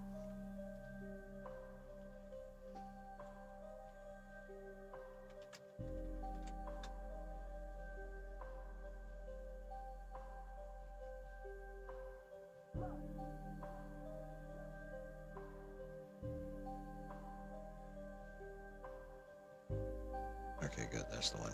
All right. Brooke says, I'm glad Sony is at least waking up to their failures. Yes, that's more progress than Lucasfilm has shown. Good point. It took them 6 years, but they're figuring it out. Which is still half the time that Kathleen Kennedy has been in charge of Lucasfilm, and that bitch ain't figured out nothing.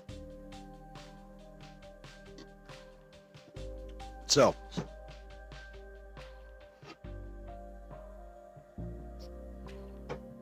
yes, that is a well taken point, Brooke. Well taken point.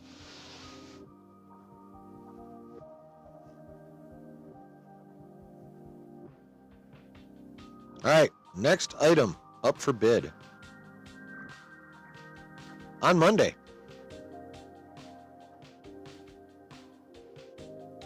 we got the first official Superman poster. And not only was it a poster, it was a motion poster that came with a little bit of music. And since Josh already got away with this, I know I can too.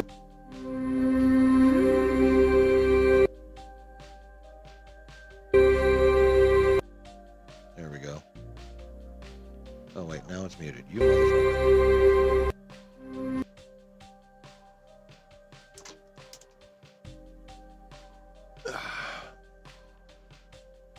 Now, I don't know about y'all, but the first time I heard this music, I was like, God damn.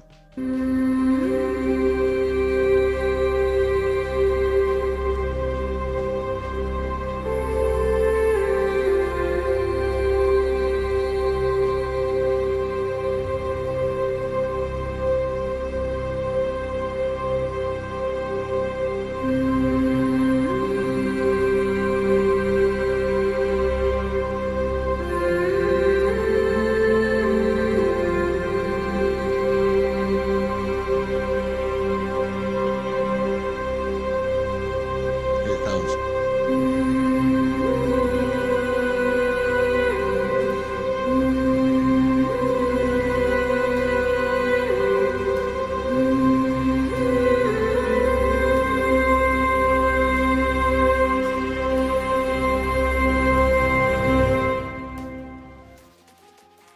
Tell me that music for any Superman fan didn't make the headlights go bing.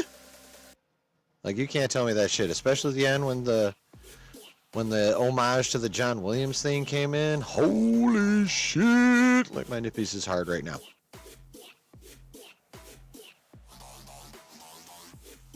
Yeah, Josh had a good idea where now it's something like Sony putting up 75% of the budget, Marvel giving 25%. Yeah, that's the actual current deal.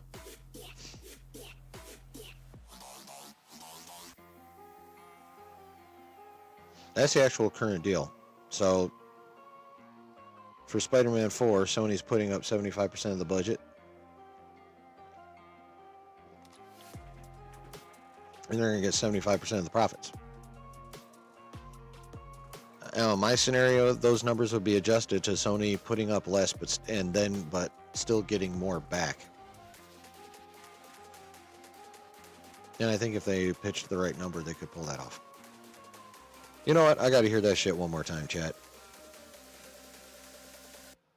I got to hear that shit one more time.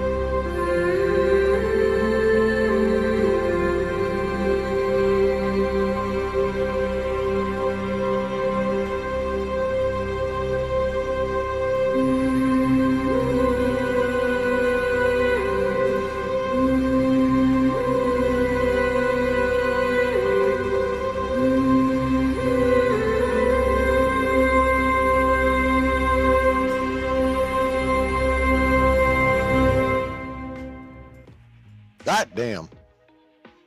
Dan says, that's what I'm saying. They switch around and give Marvel control. Are you talking a complete number flip where Sony ends up only getting 25% of the profit? I don't really see them doing that either. Giving away 50% of their money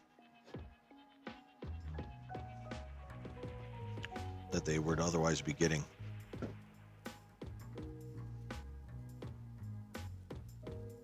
So, anyways, so that dropped Monday.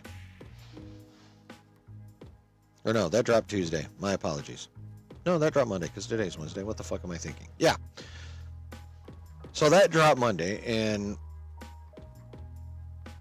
yeah, that was dope. That was like, oh my God, James might actually be cooking with this, right? So I thought that was pretty fucking slick.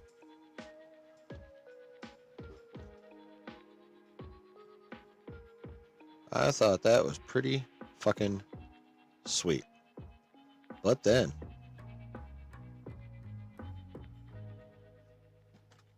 today we got a teaser of the teaser trailer that they announced is coming out tomorrow morning at 9 a.m. What am I doing? No, I want that. Stop it. That one.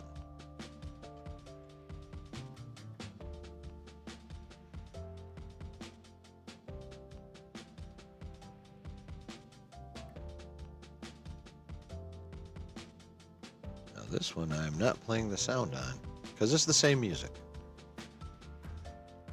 But we got this little bit of a teaser today, and people were talking. Lots of opinions about this puppy. Lots of opinions about this puppy. Fuck it. Let's take a look at it, shall we?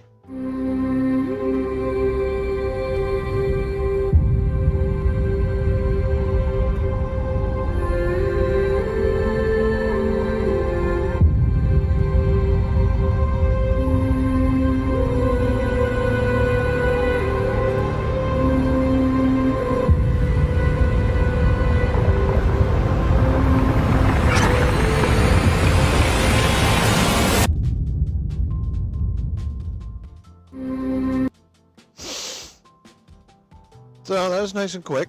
Just a little bit of something. A little something there. Actual footage. A teaser for a teaser. But opinions were varied. Some people thought this is pretty fire.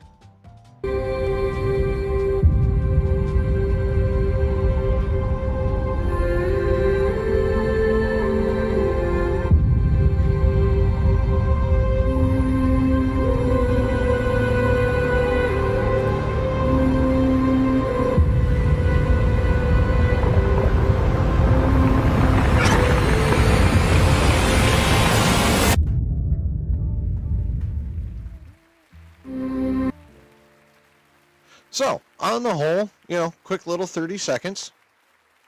I thought it was alright. Nothing super impressive. I mean, I think this is a good shot of the Daily Planet. The quick little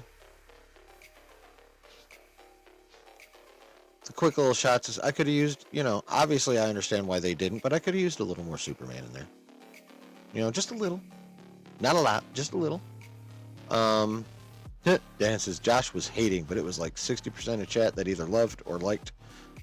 37% meh, the rest didn't like it. I hadn't gotten to that. I hadn't gotten to that part of the replay yet, but that doesn't surprise me in the slightest. Posted pics of Burns in my Discord. Ooh, C-Dub, you are the man. Thank you. Brooks excited for the new Superman trailer tomorrow, but is also cautiously optimistic. Yeah, that's totally fair, dude. Let's take a little closer look. So obviously we got this first shot. We get a pretty good shot of the Daily Planet, which I think that looks pretty fucking good, honestly. I like this shot. Then we get a shot of the actual crew in the Daily Planet. We got us a Lois Lane. We got us a Jimmy Olsen. Her name is Kat something, and all I'll say is her actress is Michaela. I can't remember what, but look it up. Look that up, and then look her up with the safe search off. That's all I'm gonna. Let's just say, yeah, she's smoking. Anyway, and then we got other Daily Planet staff. Obviously, this is a pretty modern setting. I mean, these keyboards are kind of old looking, but the monitors are modern. Obviously, they're all engrossed. I feel like the Daily Planet staff is not looking out a window. Oh yeah, I know, right? That's what I was just talking about, Dan. Yeah, Google her with the safe search off. I think you can take it from there. But they don't look like they're looking out a window to me. They look like they're looking at a TV. Now, are they looking at Superman on the TV? Maybe. But I want you to keep this in mind as we watch more of this teaser. One of the rumors about this movie is that there is going to be a kaiju of some sort in it. Okay? So, to me, this looks like they're looking at something on the TV. Is it Superman? Is it the kaiju? Is it Superman battling the kaiju? But it does not look to me like they're looking out a window. Let us continue.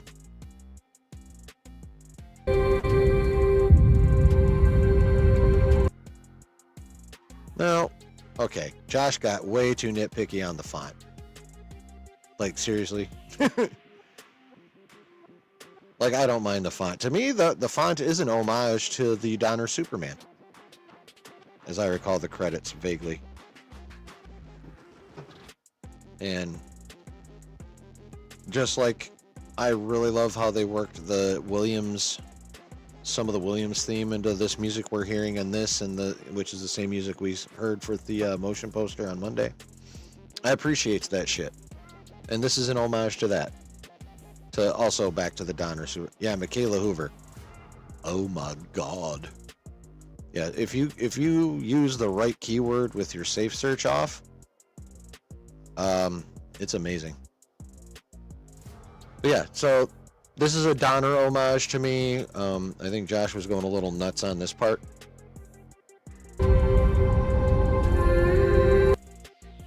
Now see here, people are staring at something. Now, it could be Superman. I mean, the sight of a dude flying around and lifting heavy shit probably would result in people kind of looking at this a little funny.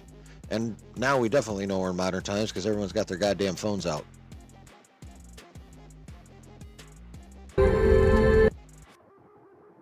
See, you got people filming up in the air.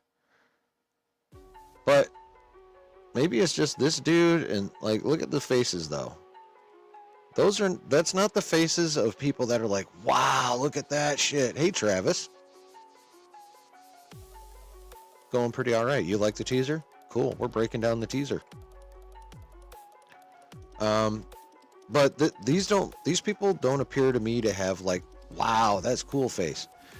They look like, what the fuck is that? Which I can see either reaction for Superman, but again, the rumors of the kaiju come to mind.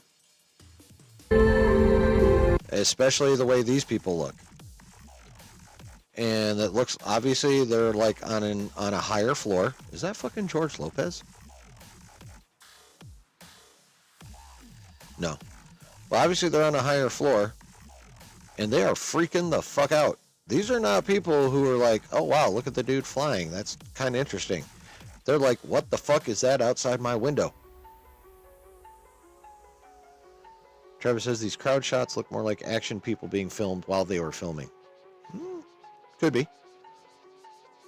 But yeah, it's like, you got a couple people like, holy shit, like back away from the window. They're all like, got 1, 2, 3 people with a back away from the window signal or keep away from the window signal. Right? Now again, if this is the first time they saw Superman, they could be having that reaction. But my brain keeps going back to the kaiju rumor. Then we got our first quick little shot of Superman flying, just real quick.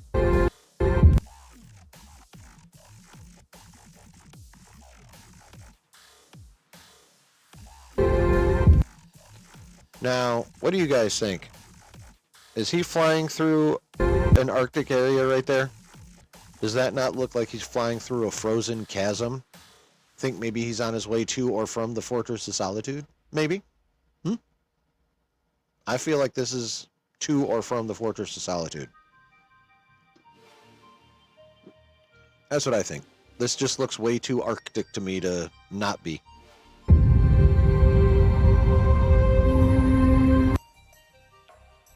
And see, we got people running, we got people freaking out.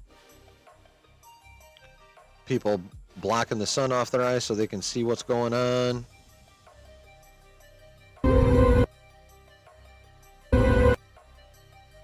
That dude looks like Brian Posehn, the stand-up comedian / actor. Now, the people in this last scene didn't look anywhere near as freaked out as the people in the scene before. Let's watch them like one right after the other. See if you agree. Seeing how they were running in the first shot, and then the people in the second shot are just like, ooh. And the people in the first shot were like, fuck. So, I'm wondering if maybe the first shot was kaiju, the second shot was soups.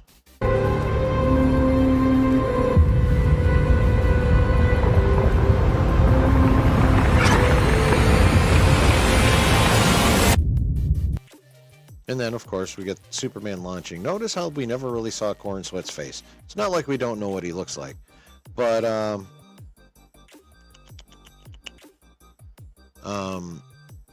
I mean, it's still not a bad idea to at least make us feel like it's still mysterious, even though we know what the fuck he looks like. You know what I mean? Does that make sense? Travis says there's that first photo of Superman putting on his boot with that weird glowy ball outside the window. Could be that.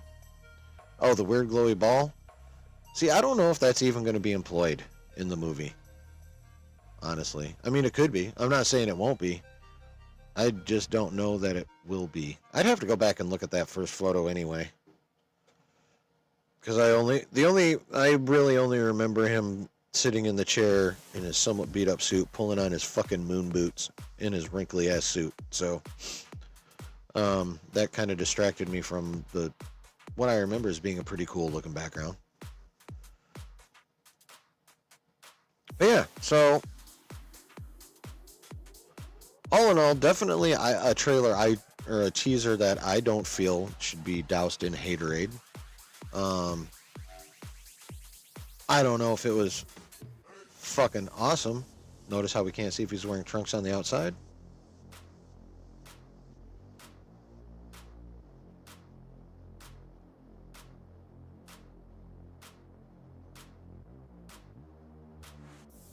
Not in that.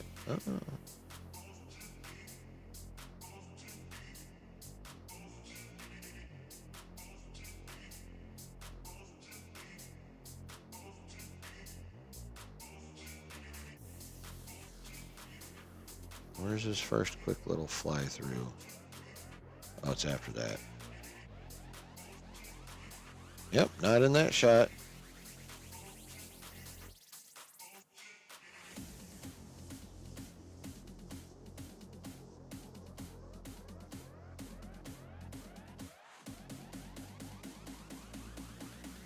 Oh, you almost could kind of see it real quick right at the beginning of this shot here.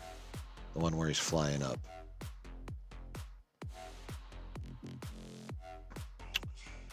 Can I do the... Yeah, there we go. Where you at, you shithead? Oh, that's not... I can't even get more... Damn it. Shit. I swear there was one fucking...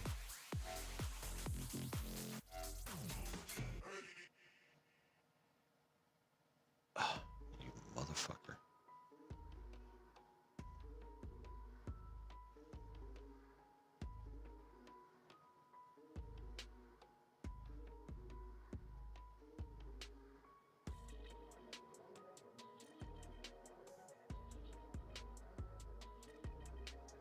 Damn it, Jim.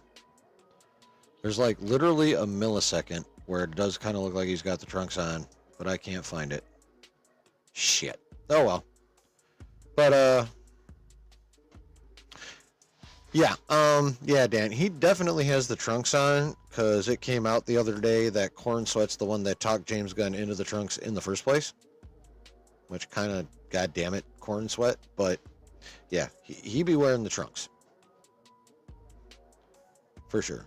But yeah, it's not a bad teaser at all. Not like super wow. I mean, you can definitely, obviously the theme was look up and everyone, but I really don't think that everyone was, I really don't think all the look up scenes was everybody looking at Superman. I think there might have been some other shit happening in the air. Now, let's not forget Ultraman's in this movie, too. So, it could have been a kaiju, could have been Superman fighting a kaiju, could have been Superman, could have been Ultraman, could have been Superman fighting Ultraman. But I am of the opinion that it was not just Superman they were looking up and seeing.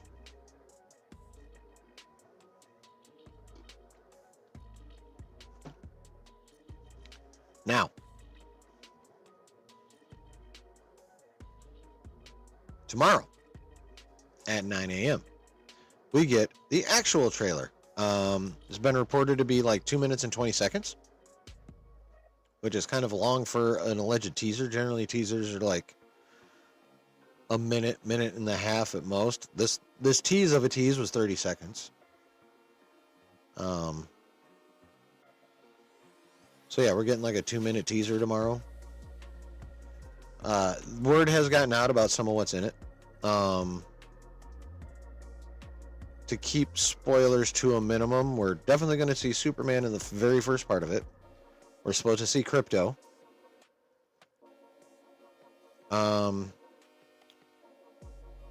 Like, there's a few more things that are out there about the trailer. There's supposed to be a montage. You gotta have a montage!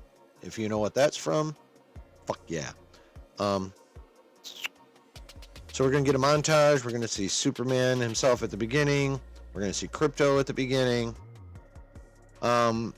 Which is fine. Although I've ever since it was announced that Crypto was going to be in the movie, I was like, I'm not a super pet guy. In real life, I'm all about the puppies. Both the four-legged furry kind and the ones that reside on the front of the ladies. But yeah, I've never been a fan of super pets. Like, I had no desire to see Crypto in this movie. I was actually even more annoyed when I found out James Gunn wasn't originally going to have Crypto in the movie, but then he did because of his adopted dog. Which, you know, I understand, but yeah, fucker, you didn't really have to do that, especially when you weren't going to in the first place. But there is one aspect out of the rest of the aspects that have been leaked out there about this trailer that has me not sure and ready to be pissed off about this shit, and that is this: that dope ass theme that we got for the motion poster and also got in this 30-second teaser. In the full trailer, long teaser, whatever the fuck you want to call it, the theme is going to be rock and rolled out. Now, Gunn himself has said there is going to be Human Superman, but it's not going to be anywhere near the levels of the Suicide Squad or Guardians, which is, thank God. Now, what James Gunn considers not as much as those and what I might consider not as much as those could be two different things. We shall see about that. He also said in the movie it's much more of a score. There will be a few of, you know, some rock songs in there, but it'll be much more scored. Again, dub. I would prefer 100% score, but, you know, can't have everything. However,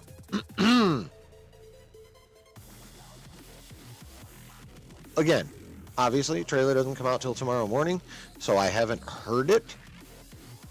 So I don't know if it'll actually be cool or not, but I am not a fan of a rock and roll version of the John Williams theme. I'm not a fan of that concept. At all.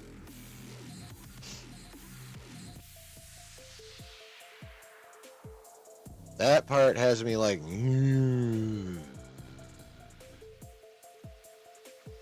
don't know about this shit, bro.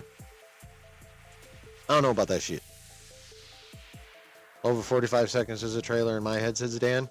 I mean, for me, it's more like 90. Like, you hit a good minute and a half, that's a trailer. That's just me. Any guesses at which songs will be used? Not a fucking clue.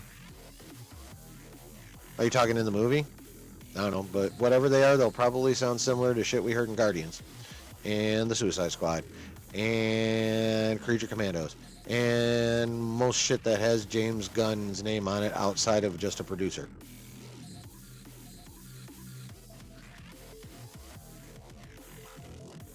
Yeah, I have no idea which specific songs he'll use, but I'm pretty sure about the style. Depends on how rock and roll they make it. I mean, true. I mean, there's a chance that whoever wrote the rock and roll version of the Williams theme did a damn good job at adapting it. That's not impossible.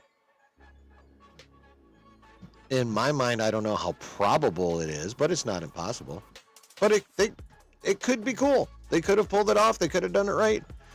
I'm a bit of a Williams purist. You either play the Williams or you don't play the Williams. There is no in between for me. If you're going to use the Williams theme, use it in an appropriate manner, like the way it was adapted in the motion poster and this teaser. Like there was still orchestration to it. There was still formality to it. You know? Don't fuck with that vibe. That's the vibe you want for Superman. So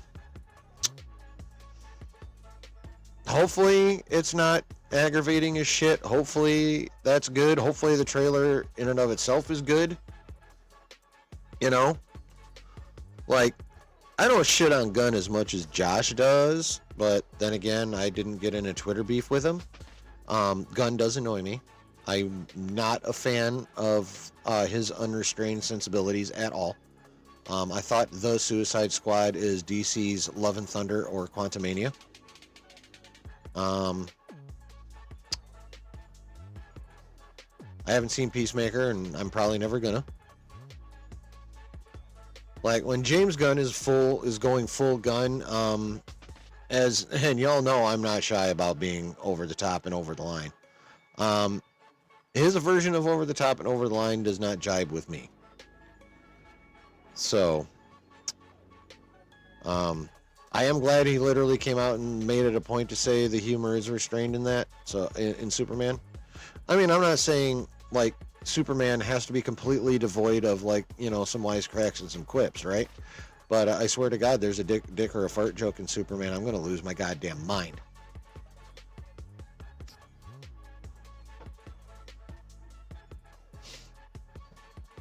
Travis says Craven missed out on not having Hungry like the wolf as he's ripping heads off with bear traps. I mean, that feels more like something you'd see in a Deadpool movie, like, you know, getting Deadpool killing a bunch of TVA people to In Sync. I fucking loved that, though. That was great. That's one of the best opening sequences I've ever seen. Like, I loved Logan. I love Wolverine, the character, but it did not bother me at all to see Deadpool ripping his adamantium corpse apart and weaponizing it. I thought that was cool as shit. And if I'm forced to choose between the boy bands of that era, the top two, i.e. NSYNC or the Backstreet Boys, I'm picking NSYNC every goddamn time. So I was cool with the NSYNC choice as well. So, ooh, yay, Delta Dan agrees with me about the music and the theme. Yeah. Yeah, so Josh is ready to roast Gunn tomorrow. Oh, he's probably got his, like, case of Diddy Lube, like, in the office already. There's going to be towels on the floor. You know, he's going to be standing at full attention for that trailer, just looking for anything to rip on. Now, don't get me wrong. I do believe Josh when he says he does want this movie to succeed. If for no other reason than the DCU being good will keep Feige on his toes, and hopefully that means we'll never have Phase 4 ever again. So there's that. But, and I happen to agree with him. A good DCU running well alongside a good MCU is, when it comes down to it, a win for us. That means we can be like, oh yeah, new MCU movie next month. Oh yeah, new DCU movie, and we'll be just as fucking hyped for both. And tell me how there's no way that won't be awesome if that happens. There's like literally no way that won't be awesome.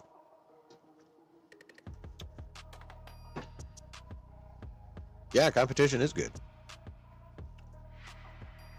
Now, I saw someone bring this up on Twitter, and this is also something Josh has talked about, and he's not wrong. Feige is a motherfucking gangster. Every time, even back when Snyder was running the DCEU, every time, like, Snyder put out something, Feige did. Just to fuck with him. Trying to remember. Like, BVS came out, and oh yeah, BVS came out, and guess what came out right after that from the MCU? Captain America Civil War. Like Feige does that shit. Like he'll see he'll see DC do something, and he will literally be like, anything you can do, I can do better. I can do anything better than you. And then he fucking does. Like, there is no world in which anyone can legitimately say that BVS was better than Civil War. Not even the Ultimate Cut that fixed a lot of the fuck-ups in the theatrical cut. Still not better than Civil War. So...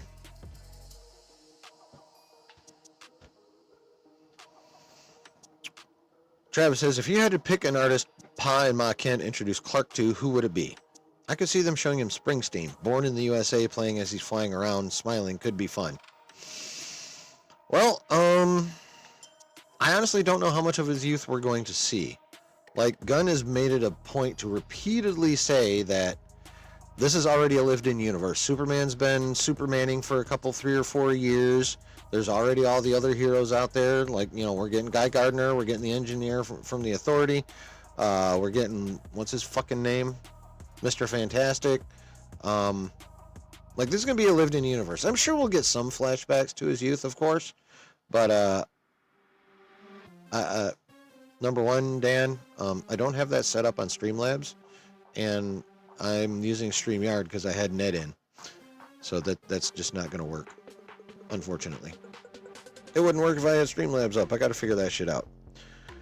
Fucking chatbot. I got to get the chatbot going.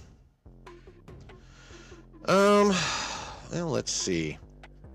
And obviously it's basically set in modern times. So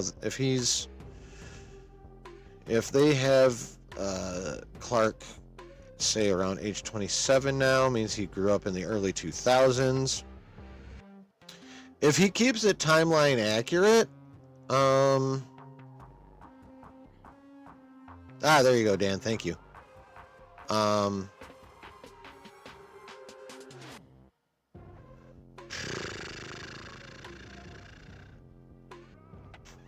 Early 2000s. Who was rocking in the early 2000s? John Cougar Mellencamp to discount. Oh, you shut your mouth. Okay, good. I'm glad you're kidding. Let's see. Who was killing it in the early 2000s? Nickelback. I could totally see Gunn going Nickelback. They wouldn't go Korn, although that would be the shit. That I wouldn't even argue if he whipped out some, if a teenage Clark Kent flying around to Korn, I'd be down for that.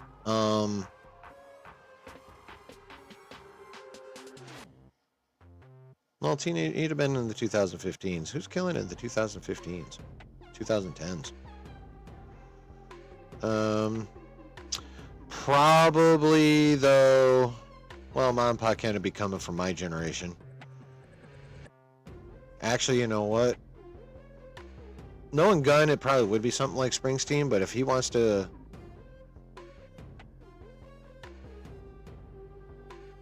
If he wants to keep it, right, if he does Nickelback. No, what up, Griff?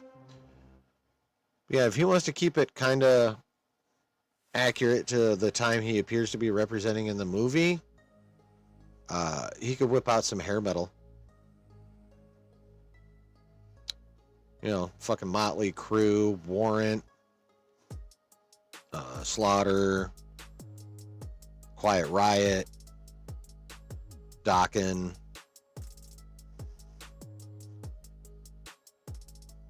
Bare Naked Ladies.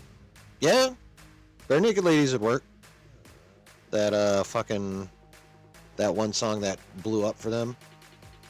Chickadee China, the Chinese chicken. You have a drumstick and your brain starts ticking. Oh, can't help it if I think you're funny when you're mad.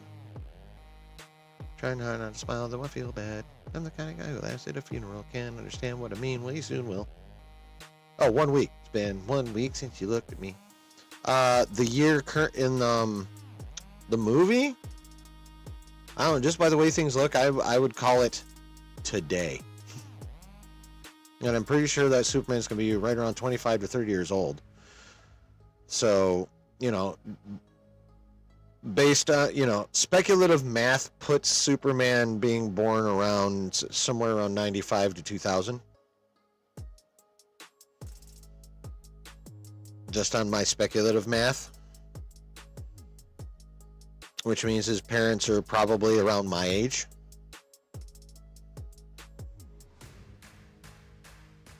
Travis says, I love BVS Ultimate Edition, but it's no Civil War.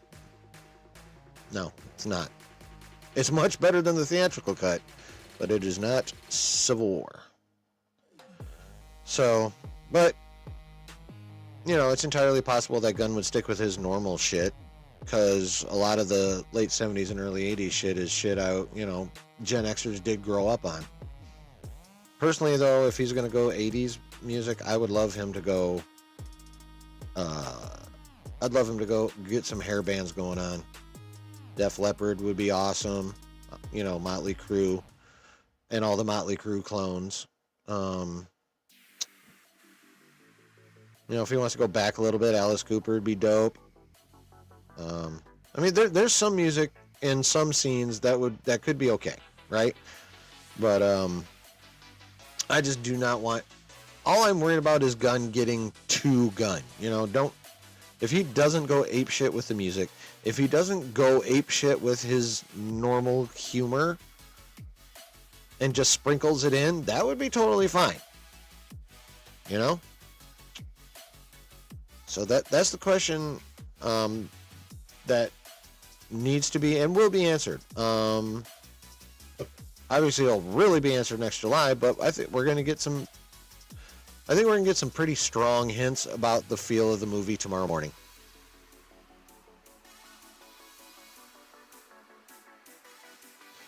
Kevin, what's going on? Warner Brothers / DC Film Division hit or miss? True. DC Studios better at making TV shows. Yeah, for the last few years, that's true for sure. Like last 10 or so. I mean, I love the Snyder cut is really good. I love Man of Steel. Like, since we haven't gotten to this version of Superman yet, like it's Reeves. Anyway, it's Donner Superman, Snyder Superman, and then Brandon Routh. Although I hear the dude on Superman and Lois is dope, and the Smallville young Superman is dope. The Cars, Magic, Drive, you might think all very Superman-y. The Cars could work.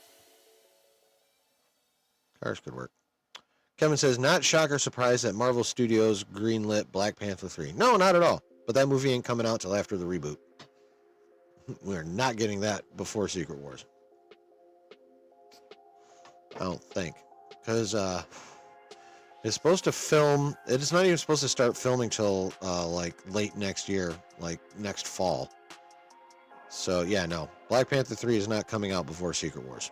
It's going to be one of the early movies in Phase 7.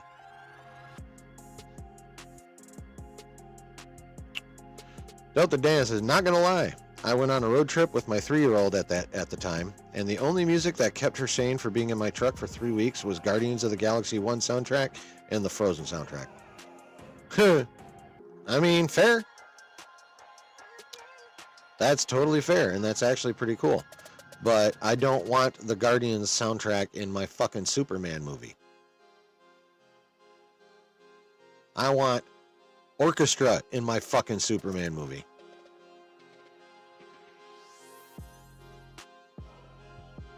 Because the two are inseparable to me. You can't have Superman movie without orchestra. Not in my mind. That's like, I don't know, what some of the old, that's like Kool-Aid and no sugar, peanut butter and no jelly. That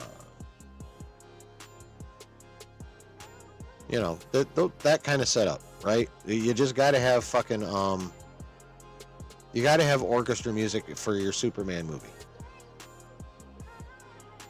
So, but again, Gunn flat out said most of the movie is the music is scored.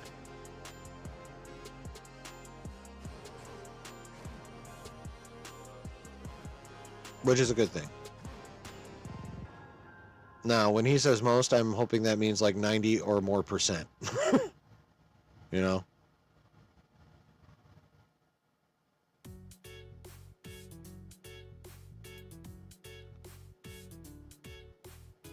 Just imagine over the top with Stallone's tricep curling thing in his rig. Right? Yeah. Get his forearm and his just working the arm wrestling muscles, working the forearm, working the bicep, working the deltoid, bracing with the tricep the whole time, but not really. He wasn't really straight working the tricep. You got to be doing one of these things to work the tricep specifically. He was working the whole arm wrestling motion. Well, he's left-handed, so it was. You get the fucking idea. But yeah, please God, no. It's like I turn my head around, they turn into a truck.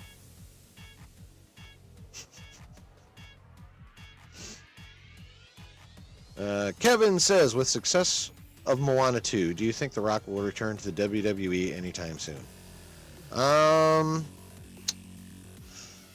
Probably. I mean, Moana 2 is doing all right.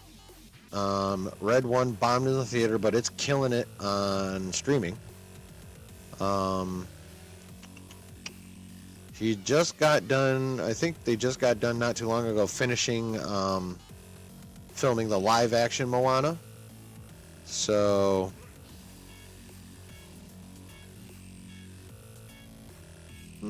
I imagine he'll pop in and out, but I don't think he'll be as involved in it as he was recently. Travis says, speaking of which, Kenny Loggins is also a great choice. I mean, highway to the danger zone. I mean, like that's, you know, that's the epitome of Kenny Loggins music right there. Top Gun, baby. That could work. The idea that Pa Kent raised in movies like Footloose, Over the Top, and Caddyshack would be hilarious. I mean, yeah, it'd be interesting for sure. Again, like I wouldn't mind a little Kenny Loggins in there or what have you. That's right, he did do Footloose as well, didn't he? But it has to be a very fucking small percentage of what we get in the movie for me. Like, I will be legit upset if there's more than just a smattering of rock and roll in that fucking movie. That's if what's out there about what's going to happen in tomorrow's trailer is accurate, we're going to get a taste of the kind of rock and roll Gunn's going to throw in this movie. Delta Dan says, smash like. Listen to Delta Dan. Smash the like. And while you're at it, if you haven't before, hit the subscribe and hit the subscribe and the notification bell. That way you know every time there's hanging out happening down here in the basement. So, yeah, 9 a.m. Eastern, 6 a.m. Pacific. Man, I feel bad for Cali. They got if they want to see that trailer right from jump, like if they're, you know, in the zeitgeist purposefully, like, you know, I am in, you know, they're gonna have to get their asses out of bed for that motherfucker. Which I think is kind of funny, honestly. Travis says, I would also love if we heard pieces of Flight from Man of Steel.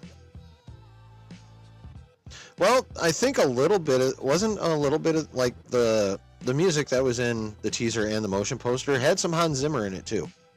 Like it was kind of Zimmery at the beginning and then Williamsy at the end. So I feel like there's a decent chance that we're gonna get some of the, you know, more iconic Zimmer Man of Steel music mixed in with the iconic John Williams music. I feel like that might be the case.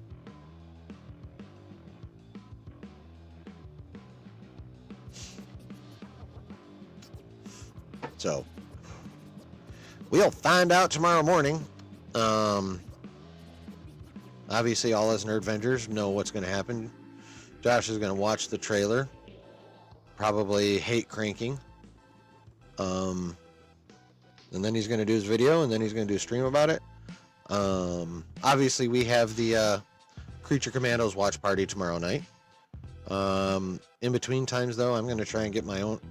If I don't get it out tomorrow night, I'm going to do a trailer reaction to this motherfucker after I get out of work. Whether it actually gets posted tomorrow night or gets posted Friday, we shall see. So,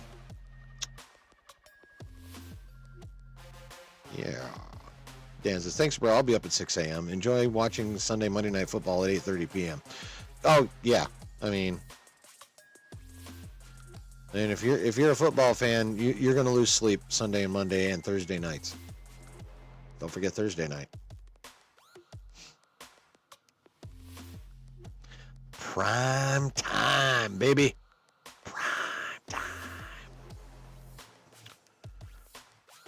So, with all that being said, how are you guys feeling about the trailer tomorrow? Do you hold genuine excitement?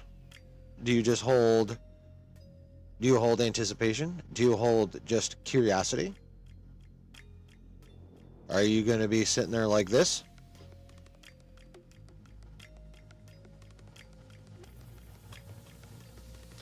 How you feeling about it, chat?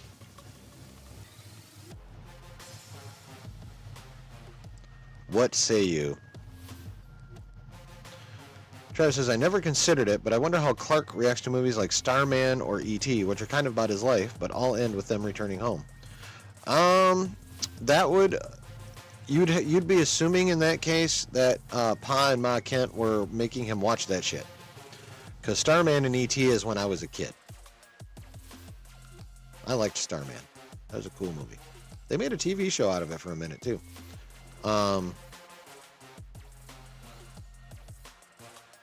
It'd be interesting to see what he would think, going back and watching them, but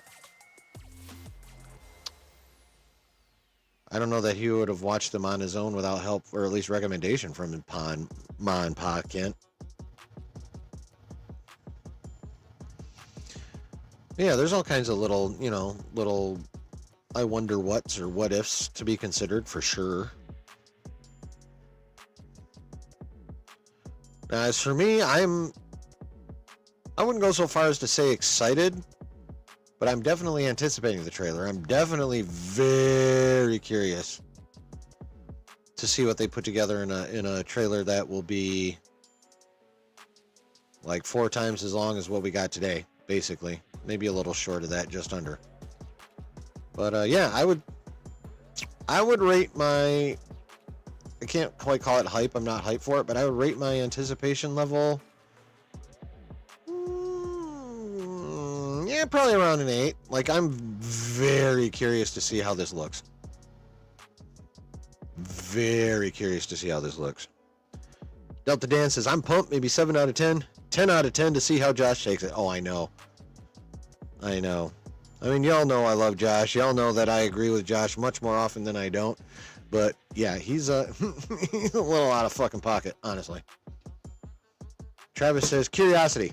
Excuse me. It's honestly been a while since we've had a full-on, faithful, and joyful adaptation of a big character. I mean, that's true. That is very true. That is true. Can't argue with that at all. That's not my curiosity. My curiosity is more just how good are you going to be able to pull this off? And how much did you restrain yourself, Mr. James Gunn? Those are my 2 biggest questions.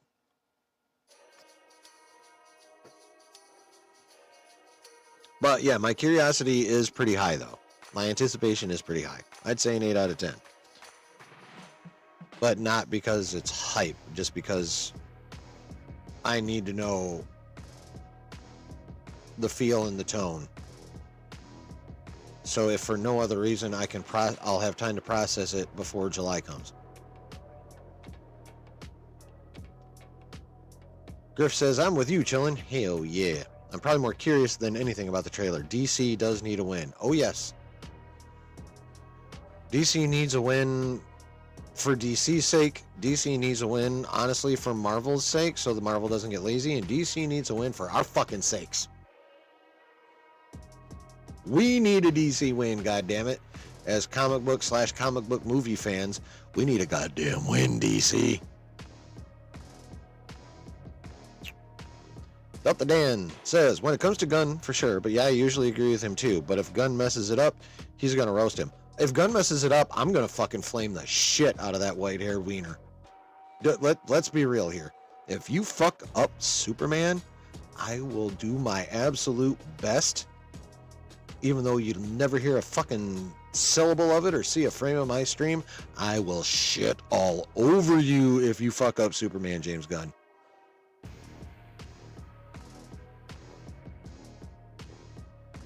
I will, if you make this movie even somewhat bad, I will fucking nitpick the shit out of it. Because winning cures everything. If it's got a few little funky things, but if it's a slapper overall, I will probably ignore that shit.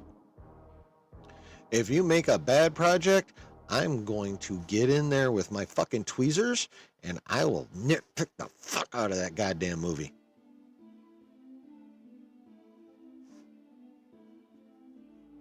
Because that's how I roll with everything. If you keep me happy, I'm not going to give you too much shit. I will admit there are flaws, but I'm not going to fucking dwell on them at all. You fuck my shit up, I'm going after every fucking flaw I can think of and potentially even like spin into a flaw, whether it actually is or not. Brooke says, just got back. Well, welcome back, sir. I'm excited for Josh's reaction to the new Superman trailer tomorrow. Oh yeah, it's going to be fun. I'll be at work, so I won't be able to see it live. I'll be catching up after work, but yeah, it's going to be fun. Actually, I probably won't catch up till after our Creature Commandos watch party tomorrow night, honestly. Because I'm going to have to do my own shit about that trailer before the stream. Or at least some of it. And then hope I do it well enough to not get copy struck. Because Warner Brothers, they love to do that copy striking. The fucking assholes. So, yeah. Alright, chat. I gotta take a pee-pee. And then we're gonna get into some Spider-Man shit because McGurd, Jeff Snyder, went off in his newsletter last night. And we are gonna talk about that. After I tinkle and get a drink. Please don't leave. Hit all the buttons while I'm gone. All that stuff. See you in a bit.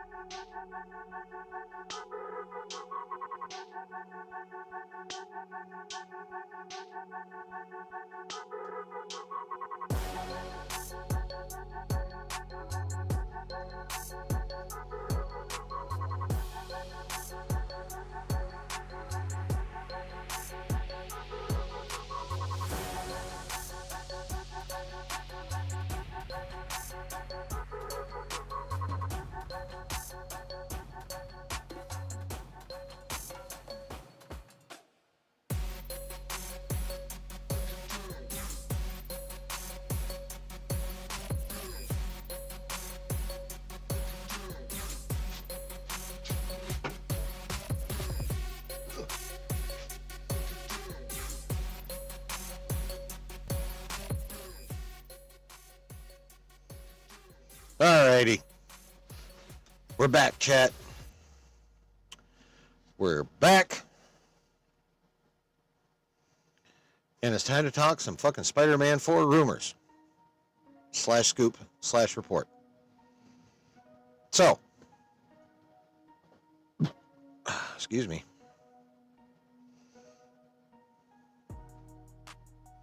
Yeah. So, yeah, last night,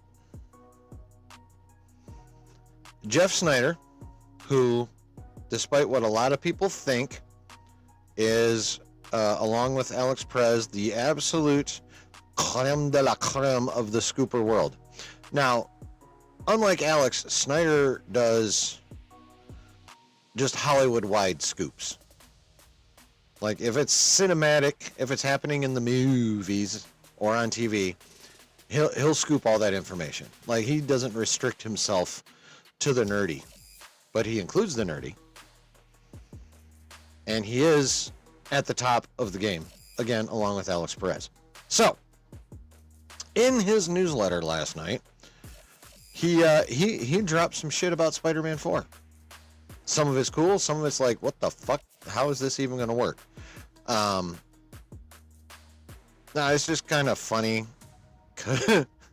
If you follow Jeff at all, you know he and the,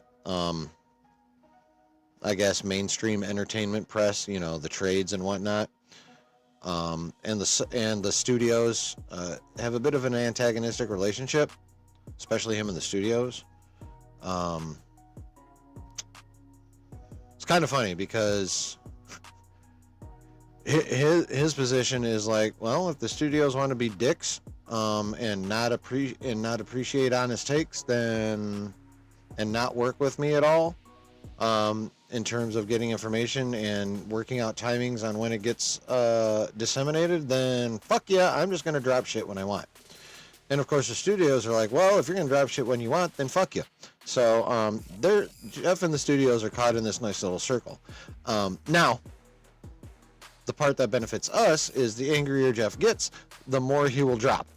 So, if I recall what he tweeted correctly, yesterday morning or Monday afternoon, I think it was yesterday, no. Yeah, it was Monday. He tweeted out Monday night that he was supposed to actually have a meeting with someone at Marvel, you know, work some shit out, mend some fences, whatever. But then got stiffed. So he got really angry on Monday and said, all right, fuck these idiots. Wait till my newsletter tomorrow night. And then during the day yesterday, he tweeted out a picture of Spider-Man. It looked like the Japanese Spider-Man, Spider-Man, and just said tonight. And then he followed through. And of course, people on Twitter were nice enough to aggregate it. So we are, damn it, I'm not using Streamlabs. I'm trying to hit hotkeys and it ain't gonna fucking work. So that's what happened. And of course, quite a few of the people I follow on the TwitX were kind enough to aggregate that shit for us.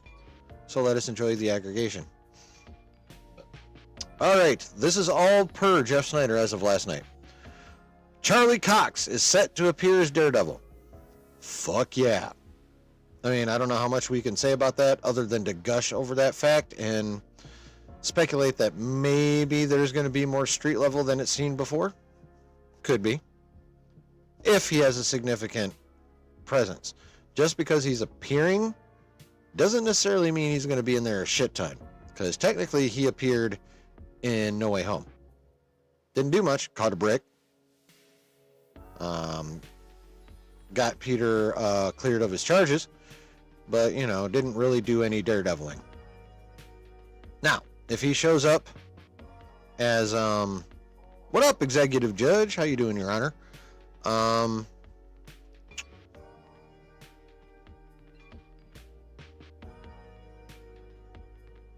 Yeah, so I think we'll get...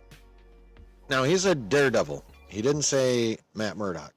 So I'm thinking... He literally means Daredevil. We're going to get Murdock in costume. The question is, how much? So that's item number 1. Item number 2. Sacha Baron Cohen might appear as Mephisto in Spider-Man 4. Now this one, this one's interesting. You asked Kingpin potential too. I actually saw something earlier today that said pretty much no. I'm trying to remember what I saw. Oh yeah, I think someone got that from.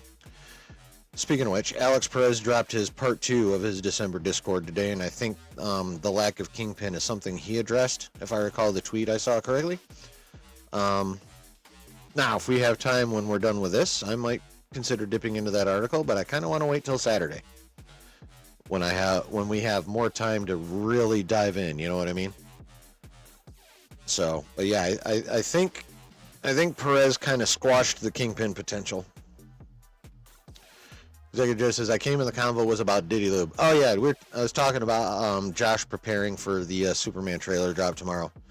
He'll be in his office, you know, all greased up and ready to hate.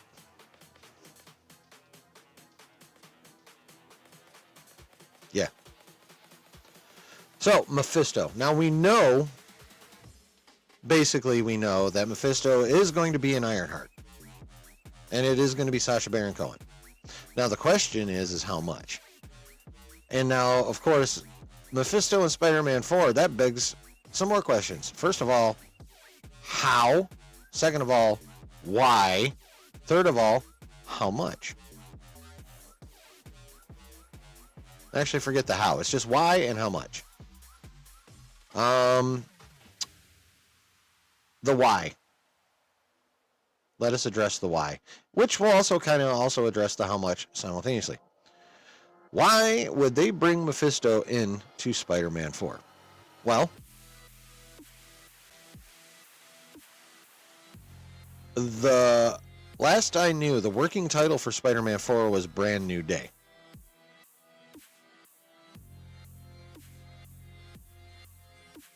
Which, as you recall, was the event immediately following the much shit upon One More Day. And the premise about that was Spider-Man made a deal with Mephisto. What up, Kendall? And you can help me with these details. Thanks for coming in, bro. Thanks for coming in, bro.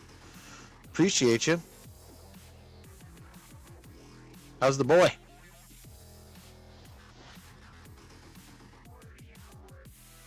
How's the baby boy? So, but yeah, in One More Day, Spider-Man made a deal with Mephisto, the details of which escape me now. But at some point, he realized he'd done fucked up, and then we got Brand New Day that retconned a whole bunch of shit in One More Day. So, and again, the working title for Spider-Man 4 currently is Brand New Day.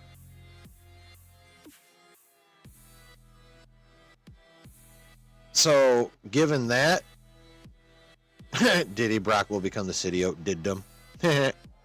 Well played, sir.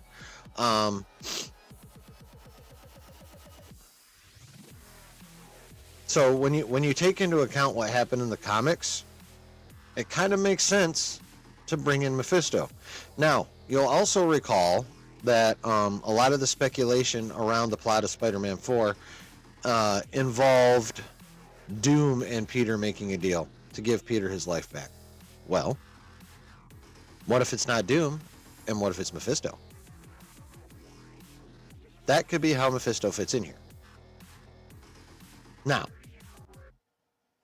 that kind of does reduce the role that Doom would be playing. I'm pretty sure I cannot remember for sure if he actually is supposed to have a role in Spider-Man 4 or not. I feel like he is. Or if we're just speculating super hard that he would and should. But again, that all depends on how they end it with Doomsday. So,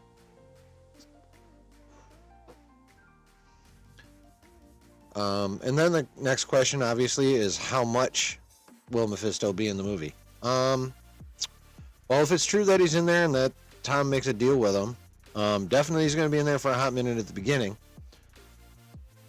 And one could, I think, safely speculate that we'd see him again towards the end when Tom Holland comes to his senses and realizes he done fucked up making a deal with the devil. So I feel like if this Mephisto thing becomes a definite rather than a might, it's going to be mostly him in the beginning and him in the end, or towards the end.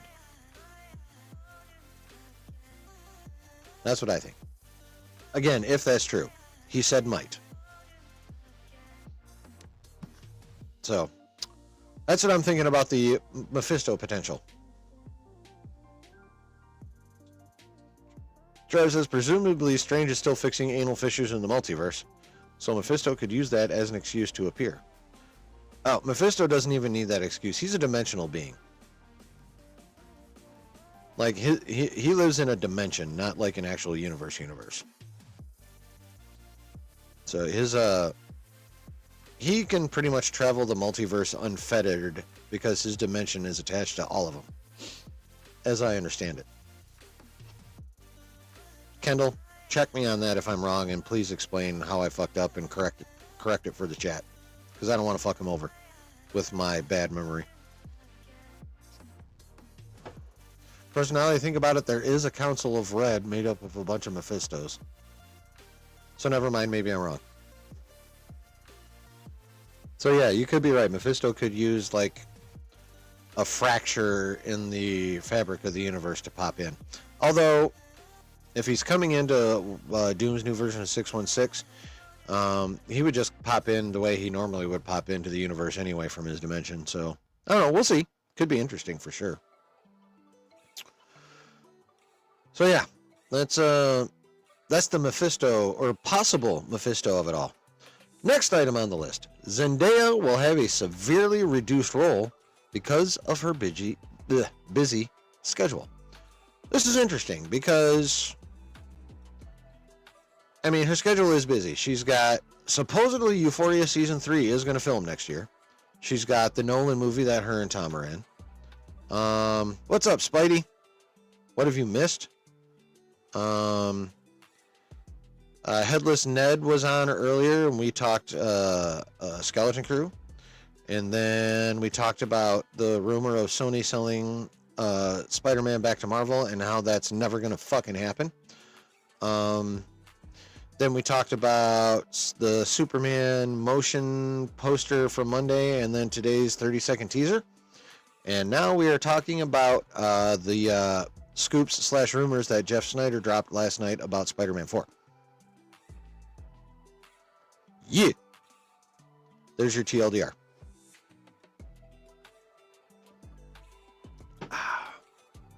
So basically, you got here just in time for the news about your namesake there.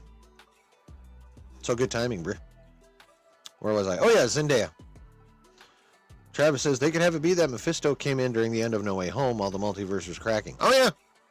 I mean, again, I don't think it's necessary for him to have to do that in order to get into the 616. But if it makes it easier on him, I'm sure he would fucking do it.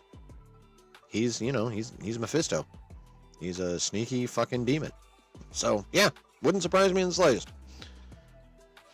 All right, so Zendaya will have a severely reduced role because of her busy schedule, and yeah, so again, she's got allegedly Euphoria Season 3 still going ahead.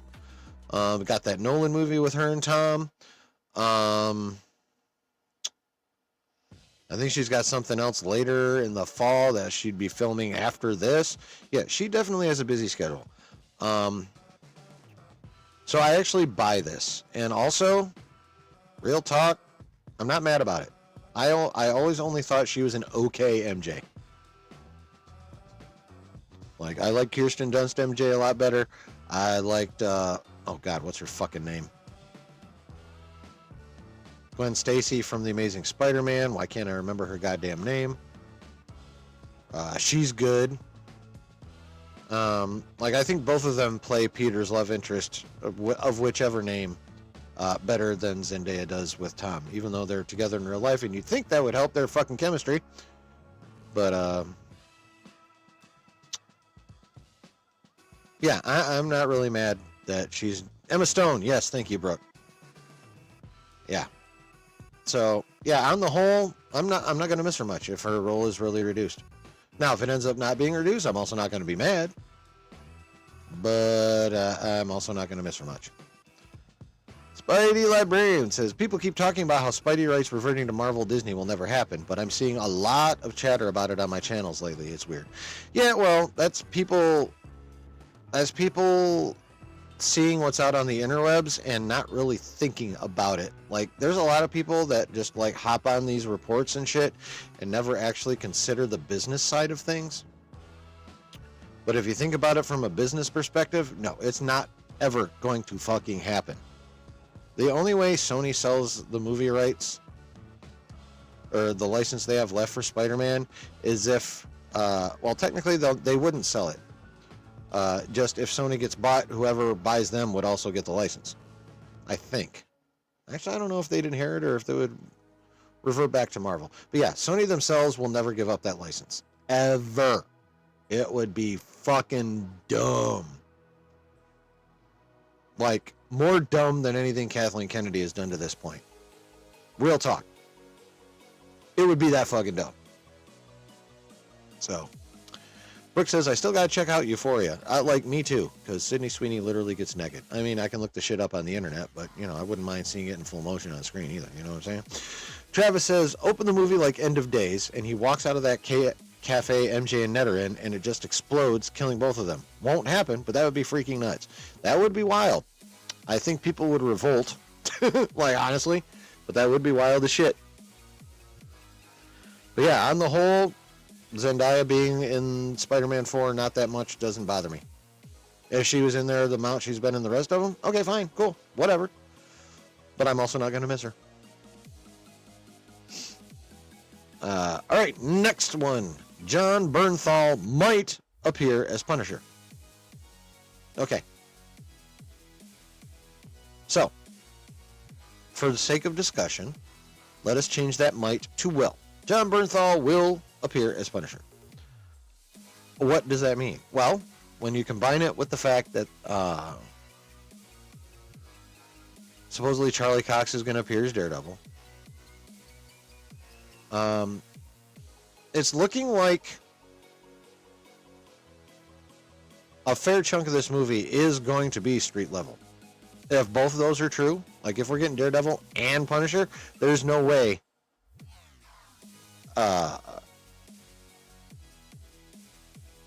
absolutely no way that there's not going to be a fair chunk of street level shit.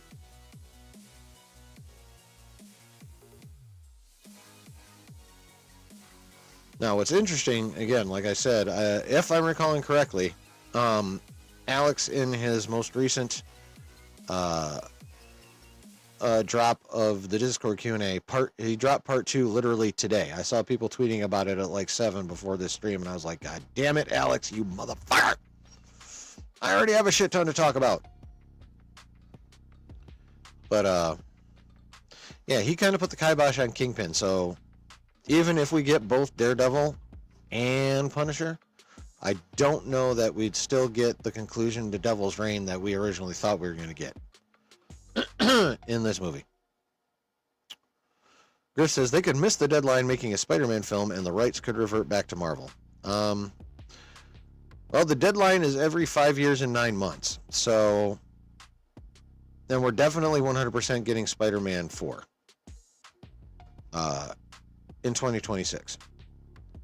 So that resets the deadline back to, let's see, July 2026. They have 5 years and 9 months, so that's July 2031 plus 9 more months. 5. Yeah, that means they have till spring 2032 to make another one, or to get another one in theaters. So don't think so. Brooke says Punisher is badass. Yeah, 100% correct. Brooke says, I'm more hyped if John Bernthal appears as Punisher. You mean more hyped than Charlie Cox as Daredevil? I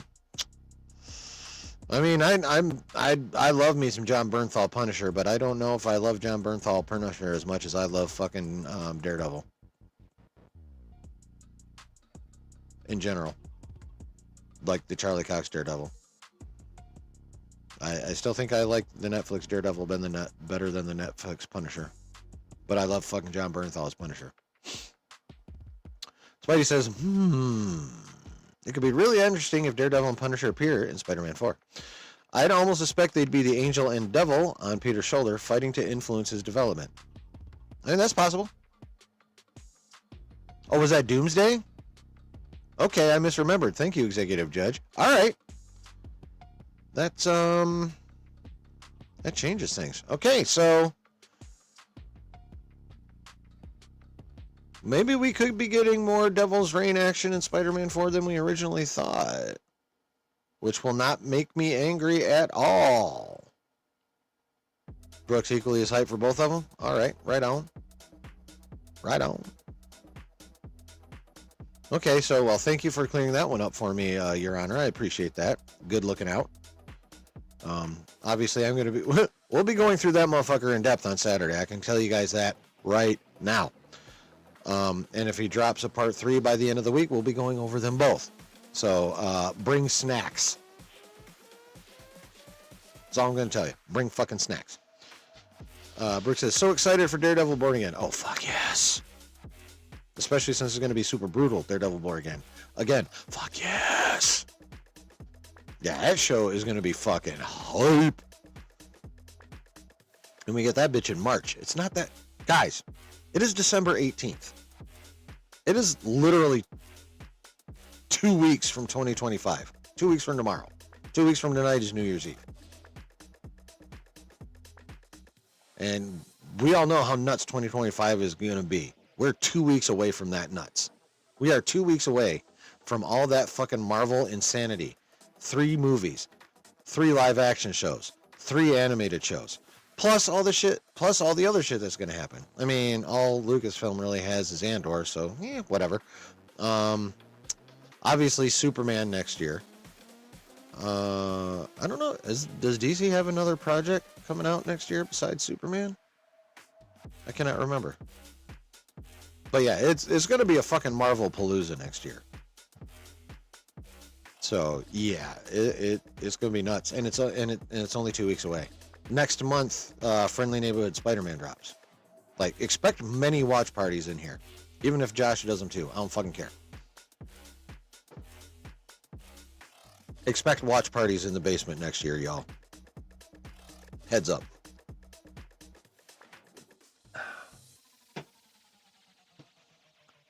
So yeah, if again, evidently I was wrong. Kingpin not appearing in Doomsday, not Spider-Man 4. So we have Charlie Cox set to appear as Daredevil. John Bernthal might appear as Punisher. So if both of those end up being the case, and thank goodness I'm wrong about Kingpin's appearance, I can see some hardcore street level action happening at least for a fair chunk of this movie. You know? And that would be sick.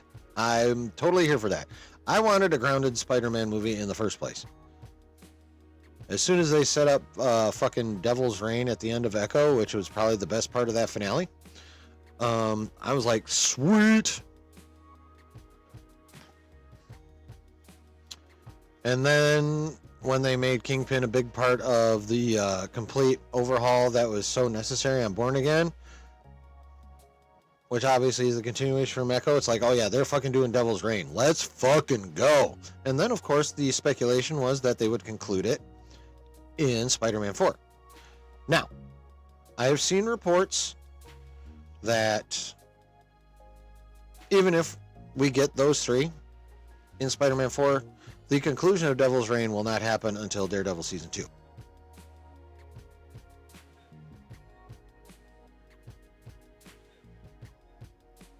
So there's that to consider. Excuse me. Sorry about that. So, but yeah,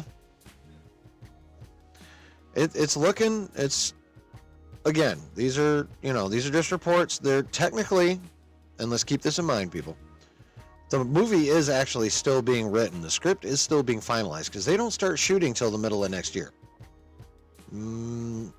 Late summer, early fall. So things can still change quite a bit in the next, 8 to 9 months till they start filming this motherfucker.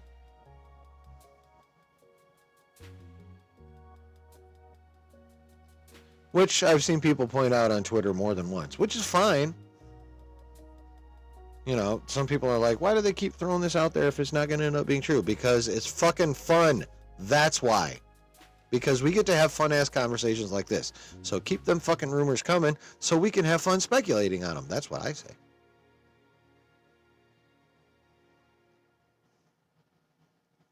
That's what I say.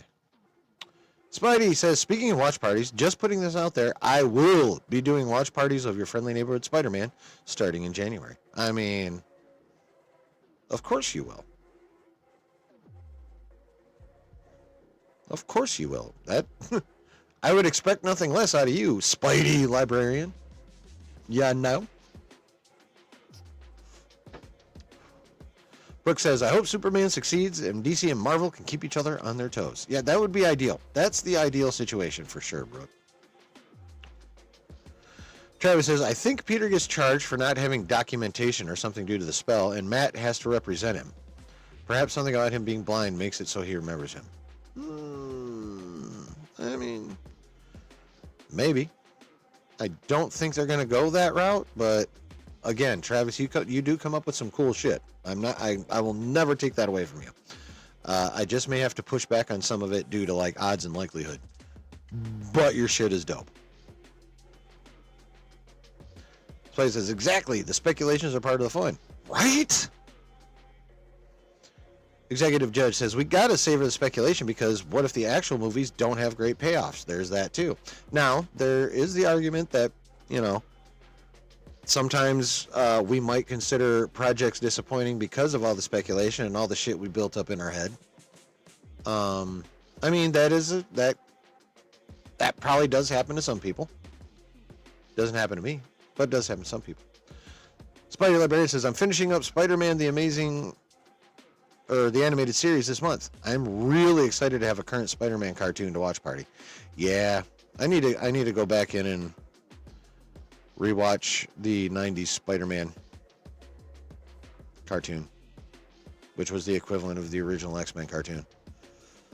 And that they cameoed his ass in that Gambit episode too. Episode 5. When Genosha got fucking biggity blasted. Dar Boyd, hey, what's going on, man? How you doing? Travis says, here's a fun way to open the movie. Peter gets jury duty, is put on a jury where Matt is an attorney, and either detects something Matt doesn't do to his sense or something happens in court. That could be fun. That could definitely be fun. Brooks says, I had a DVD of the Spider-Man animated show. It was good. A really old DVD. Don't remember what was on the Spider-Man DVD set.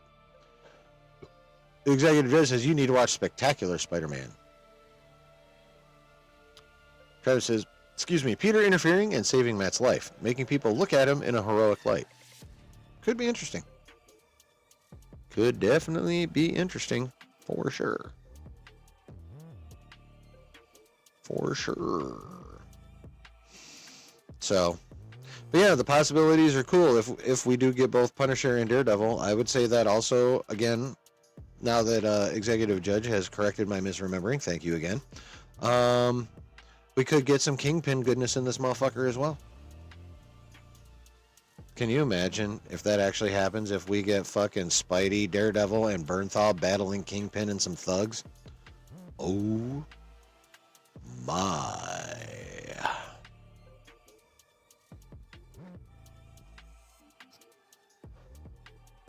Spidey Librarian says, Spectacular remains my favorite animated Spidey series. I'm still angry they ended it after season 2 with so much unresolved. Spoiler alert! Ha ha ha. Yeah, that would annoy me too. Had I been watching it live at the time. Travis says, speaking of the animated series, why do Harry and Norman's hair look like Alf's nose? I don't know. I would email the animators and ask them what the fuck they were doing. Oh, is that what fucked it up? That's when Disney bought Marvel? Oh. Oh. All right. All right, chat. One item left on the Snyder info drop. Symbiotes to appear. This is not ambiguous. There's no might. There's no possibly. Nothing in quotes. It just says symbiotes to appear. So here's where it gets a little kind of what the fuck is going on here.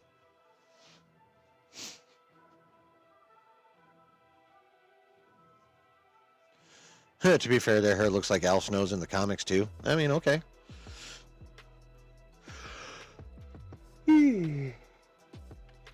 So symbiotes. Still happening. According to Jeff Snyder.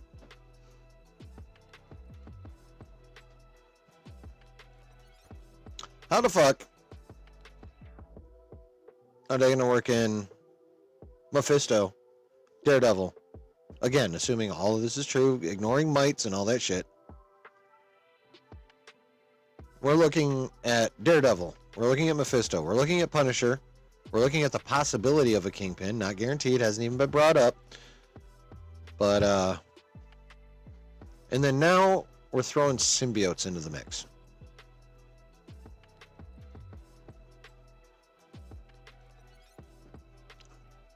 I mean, obviously we know this movie is coming after Doomsday. So there's absolutely no way in shit that this movie would be entirely street level. There's going to be some multiversal aspects to it. Norman's hair was a Brillo pad in the comics. That's funny. Travis says, No Way Home and Last Dance both end at the Statue of Liberty, where Peter is forgotten and Venom is remembered. I think Venom goes there in the MCU, finding Peter moping and bonding with him. Could be. Alright, so how to fit all this shit in together? A Brillo pad made of hamburger? The fuck?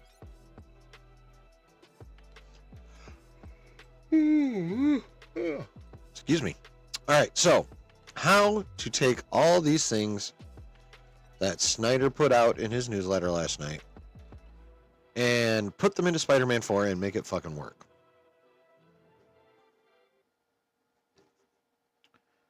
Here's how we do it.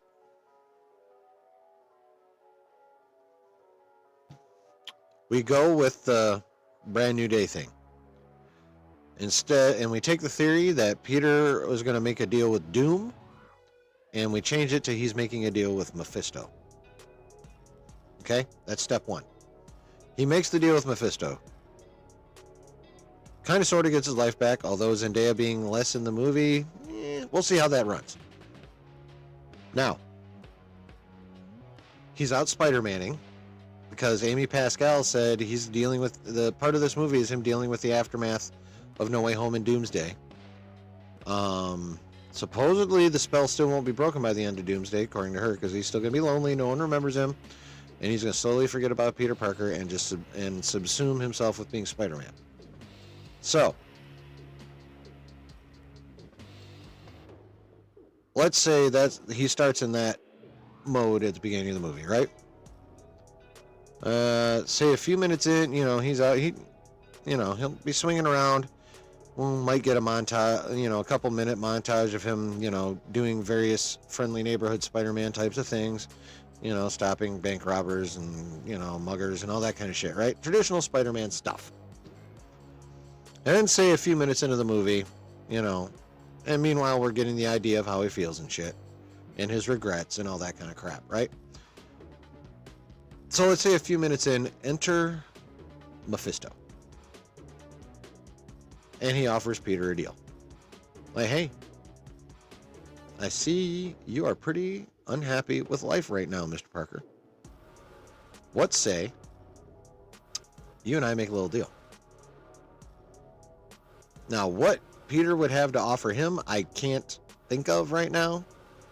But it could be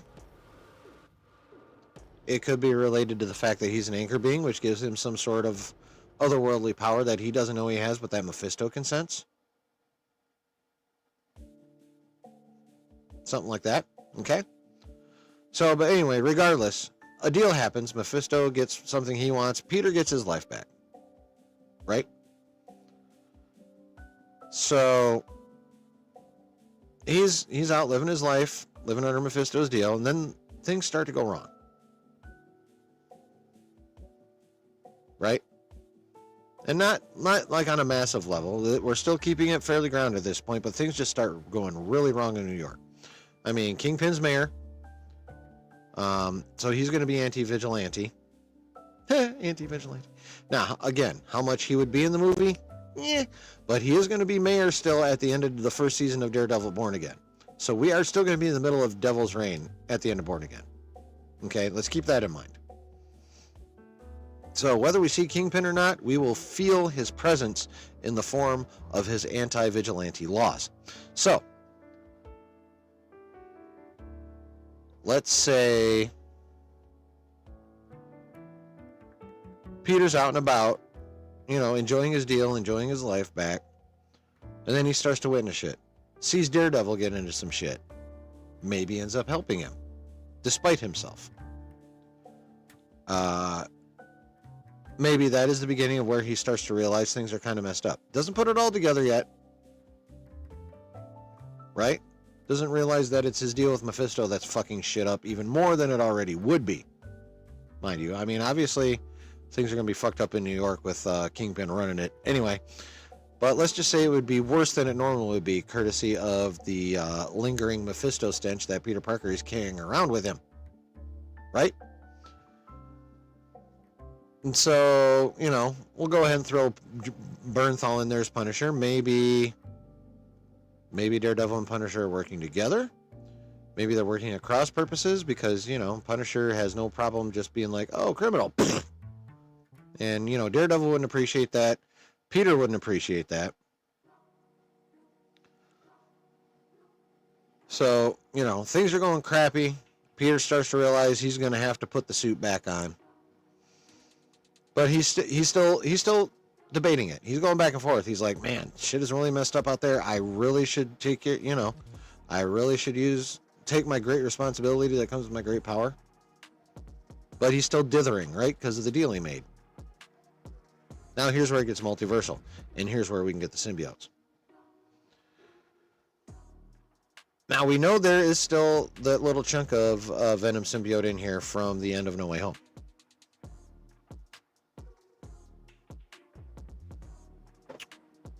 Now, I don't know who or what that chunk of Venom would bond with.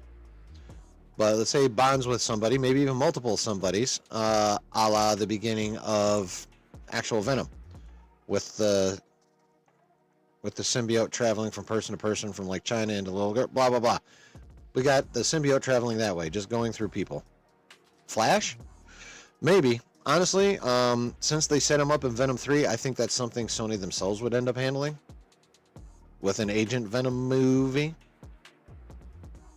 But if they want to bring Agent Venom in with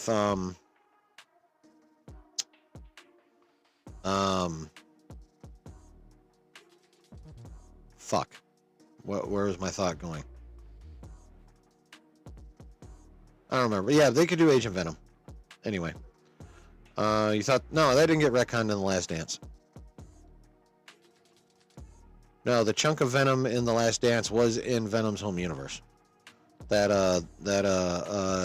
Chiwetel Ejiofor trapped in the bar. That's why the bartender looked different. That's why the bar was like lit differently. So yeah, no, that wasn't a retcon. That piece of Venom is still in the 616.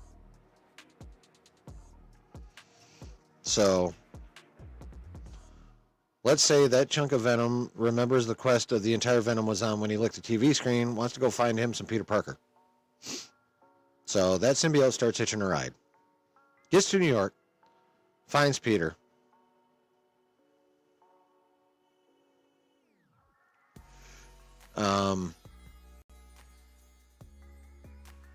Maybe even bonds with Peter in this movie. And then that's how we end up getting symbiotes, is because just like in the Sony Venom verse, whatever you want to fucking call that shit, the situation could be the exact same with the symbiotes in the 616. The ones that are loose and the ones that end up on Earth could still be running from Null. Remember, we were rumored to get Null in Spider-Man 4 for a hot minute too. Let's keep that in mind. So, we got Spider-Man in the middle of the deal with Mephisto, somehow interacting with Daredevil and probably Punisher, in some street level shenanigans, and then in the middle of all that, or right after they get some measure of control over the streets, here comes the Venom symbiote. And next thing you know, the Venom symbiote explains what's going on, and then the next thing you know, other symbiotes start popping up, just like they did in the Venom movies.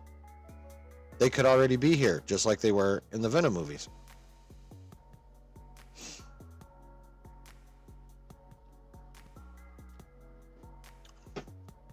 So then we get more symbiotes, maybe get Null, and then somehow, in probably what would be a 2.5 to almost 3 hour movie, that's how we get all this shit in it. Travis says the symbiote watches Peter from afar at the statue, maybe. Peter later being killed by Scorpion. The symbiote resurrecting him, which in turn activates the Codex. In turn, Strange/Wong brings in Eddie.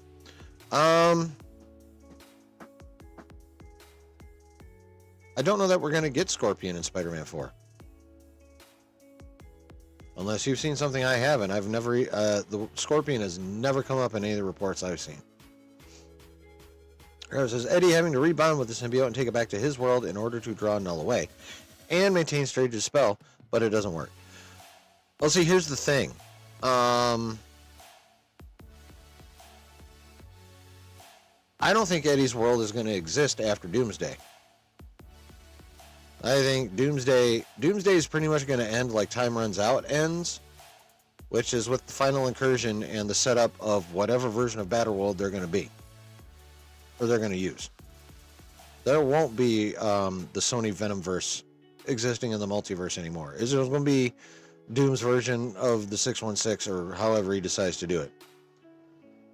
But he's going to be down to just one universe somehow or other. Excuse me. Chris says, my question is, do we get Angry Spider-Man or current run Symbiote Spider-Man?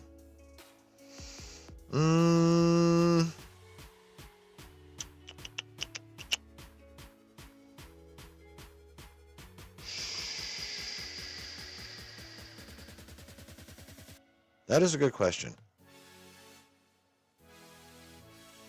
I feel like it would end up being Angry Spider-Man because, you know, he was already down and out after No Way Home.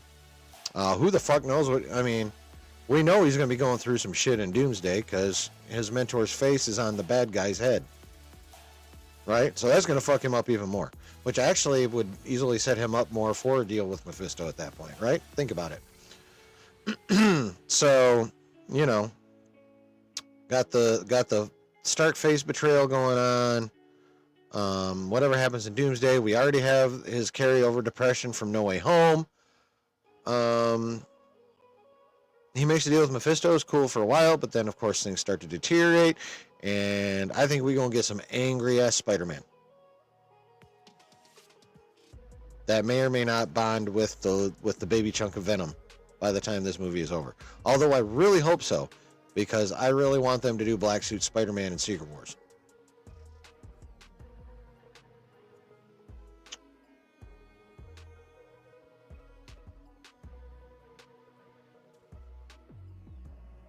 Executive Dish says the streets are saying Ghost Rider could be here too.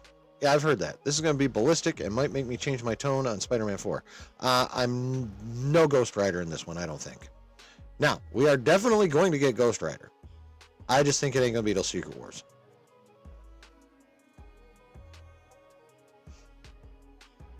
Spidey Librarian says Kingpin, Mephisto, and symbiotes all in one movie. The Kingpin is the most speculative part of this. He's not mentioned in this Snyder info dump. We all just kind of threw him in there, but yeah. Have to admit, this all sounds a bit much on the face of it. I've seen that sentiment more than once. One, Any one of those foes could get their own full film. Yeah, Sony has proved that we are not doing any more full-on self-titled faux films. At least not without Spider-Man in them. 2 might be able to share space. 3, it just sounds like a lot. It does sound like a lot, but let's face it, they crammed a fuck ton into No Way Home. Like a ton. And it still came out pretty goddamn well. Almost $2 billion worth of well. Right? So, as long as they can structure it at least as well as No Way Home was structured, it's going to be Gucci. We'll be just fine. And even my lame ass came up with a way they could stuff it all in.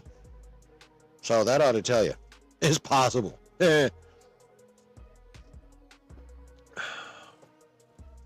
Right? Yeah. 5 villains and 3 Spider-Men No Way Home had. So, a Spider-Man, a Daredevil, a Punisher, a Mephisto, and a few symbiotes. A little bit easier to manage. Travis says, in addition to all of that, Peter auditions for SNL. I mean, he is in New York. So, yeah. But yeah, that's everything Snyder dropped. That's, again, and assuming it's all true. Excuse me. Assuming it's all true,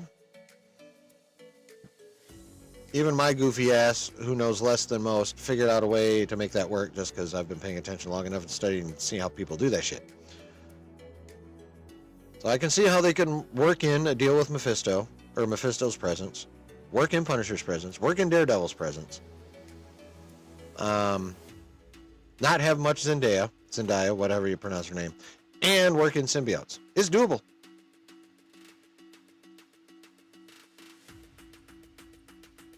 Spices, yeah, but not all those villains got the same amount of screen time and development.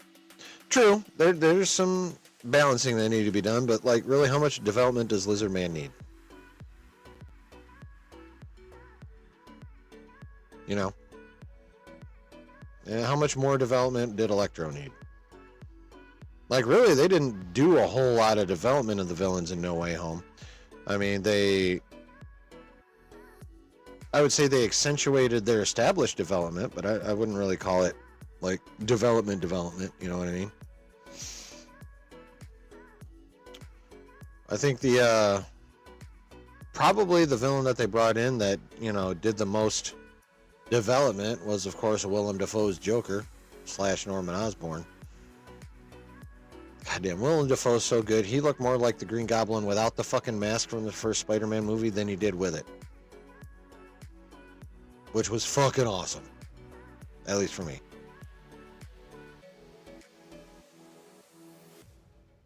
Travis says 5 villains and 3 Spider-Men and 6 seasons and a movie. All in one movie. Seasons? The fuck you talking about, Travis? Steve says they didn't really need to. They were already established for the majority of that audience. Yes, which was cool. Yeah. That's what I'm saying, dog. Like, we had enough backstory on them. And we're going to have backstory on pretty much everyone in Spider-Man 4, too, except for Mephisto. Like, we already have Venom's backstory. We already have Peter Parker's backstory. We already have Daredevil's backstory. We already have Punisher's backstory. If Kingpin's in it, we already have his story. We already know symbiotes. Literally, the only new thing that we would see in there is Mephisto. And we wouldn't even need him that much. Just at the beginning of the movie to broker the deal, and at the end of the movie to be angry when Peter says, I've had enough of that shit. That's all you really need him for. Travis says, Norman and Max were really the only only 2 who got developed any further, and Max was an entirely different character anyway, which was annoying.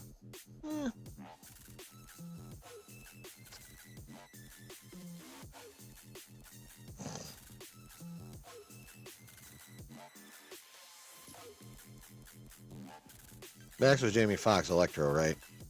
I'm brain farting. But yeah, I remember. Yeah, yeah. Jamie Foxx in No Way Home was a lot different than Jamie Foxx in Amazing Spider-Man, for sure. Although I kind of liked the No Way Home one better.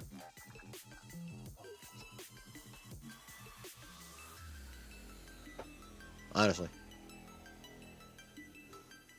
So there are ways. Like, again, a lot of the heavy lifting is done. We know these characters, except for Mephisto. We know the symbiotes. We know Daredevil. We know Punisher. If Kingpin's in it, we know him.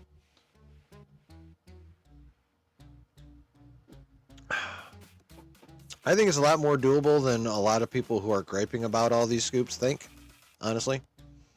I mean, don't get me wrong. It does seem like a lot, and with that much shit, it could very easily go sideways and suck. I mean, that's real. That's just facts. I mean, the more you put into something, the easier it is to fuck it up. I mean, that's just fucking life, right? So like I said, I'm not saying there are ways. I'm saying it's not easy to do it. Oh, no, I agree. It ain't going to be easy. It definitely ain't going to be easy. But I honestly think it'll be a bit easier than it was for No Way Home. You know, just kind of going off that they pulled it off once. They should fucking well be able to do it again, right? You end the movie with the villains all returning to help Tom. That would be epic. That'd be interesting. I mean, if they're still using the symbiotes, and this is one of the ones he was like, out of the 5 items that he dropped, 3 of them are pretty definitive, as it were, and we have 2 mites. So here's the definitive ones. Charlie Cox is set to appear as Daredevil. Zendaya will have a severely reduced role. Symbiotes 2 appear. And then there's Sacha Baron Cohen might appear as Mephisto, and John Bernthal might appear as Punisher.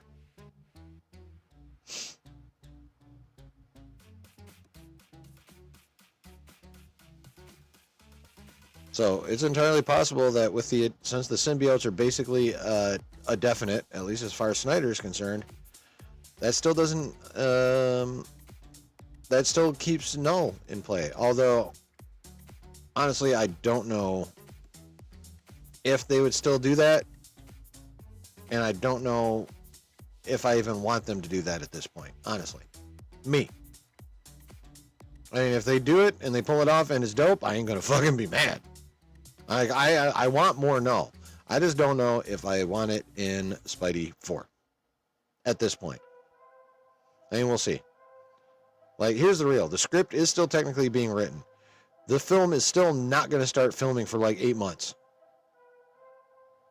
So, like, everything we're talking about tonight could end up down the toity and swirling and screaming as it drowns.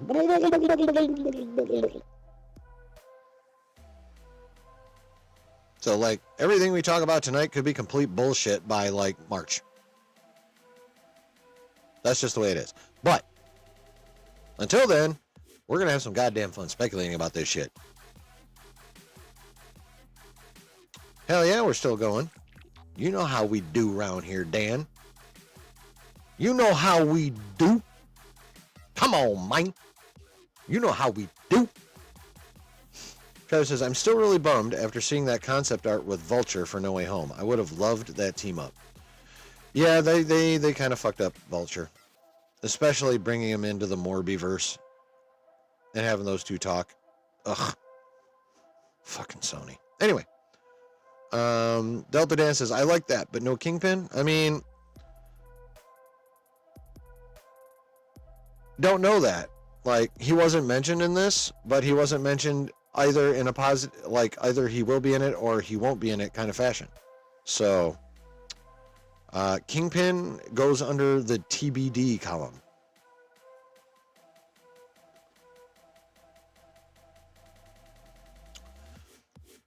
C-Dubs, unwinding from work still. It's nice to have y'all still kicking. New job is great, but stressful from the jump. How's my new gig? It's good. I like it. I mean, people are crazy, but that's nothing new. It's nothing I haven't been dealing with for literally decades. But yeah, no, I dig my gig. The physical labor I used to have to do is gone, and at 49, fuck yeah. I'm working in a nice climate control environment, although the heat's kind of a little out of control in there right now. I love it. We actually just moved to our main location, so I got, ooh, shit. Let me check something. If I sent that as a snap and didn't, oh wait, no, I do want that going. If I sent that as a snap and didn't save the picture, because y'all remember the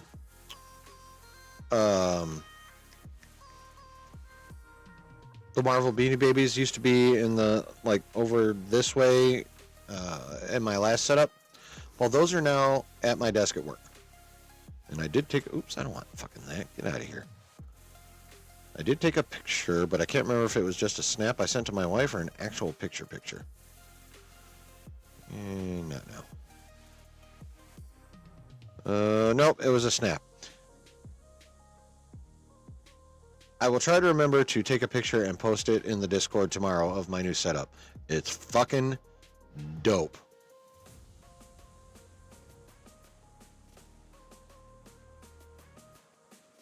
Ooh, hello. Yeah, we should.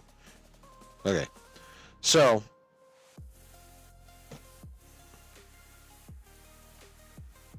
but yeah, I love my new job. Especially now. So much more room. Like the last place I was in, the room was pretty fucking small. It was like we were on each other. Now I have my own cubicle. It's fucking spacious. Like there's enough room behind like my chair and the back wall of the cubicle. Like right now I can do this. Like there's literally enough room behind my chair to the back wall of the cubicle. I could stick a fucking exercise bike in there and still have room. It's awesome. It's fucking awesome. Spidey says, I heard they excised Vulture's Morbius appearance after viewer backlash. I'm too lazy and not willing to buy a Blu-ray to confirm for myself, though. I have no idea. Like, the one time I watched Morbius, it was there. I haven't watched it again, and I won't. Probably. It's a gig. It's a job. J-O-B. Word for the day is job. J-O-B. Brick says, yeah, new job is always stressful at first, but you get used to it quickly, usually. Yeah. A lot of the stress is just getting through that learning curve. You know? Once you get through that learning curve, get your knowledge set, get your routine set and how you handle things. It definitely, it smooths out for sure. Thank you, Dan. I appreciate that, man. I really, really do.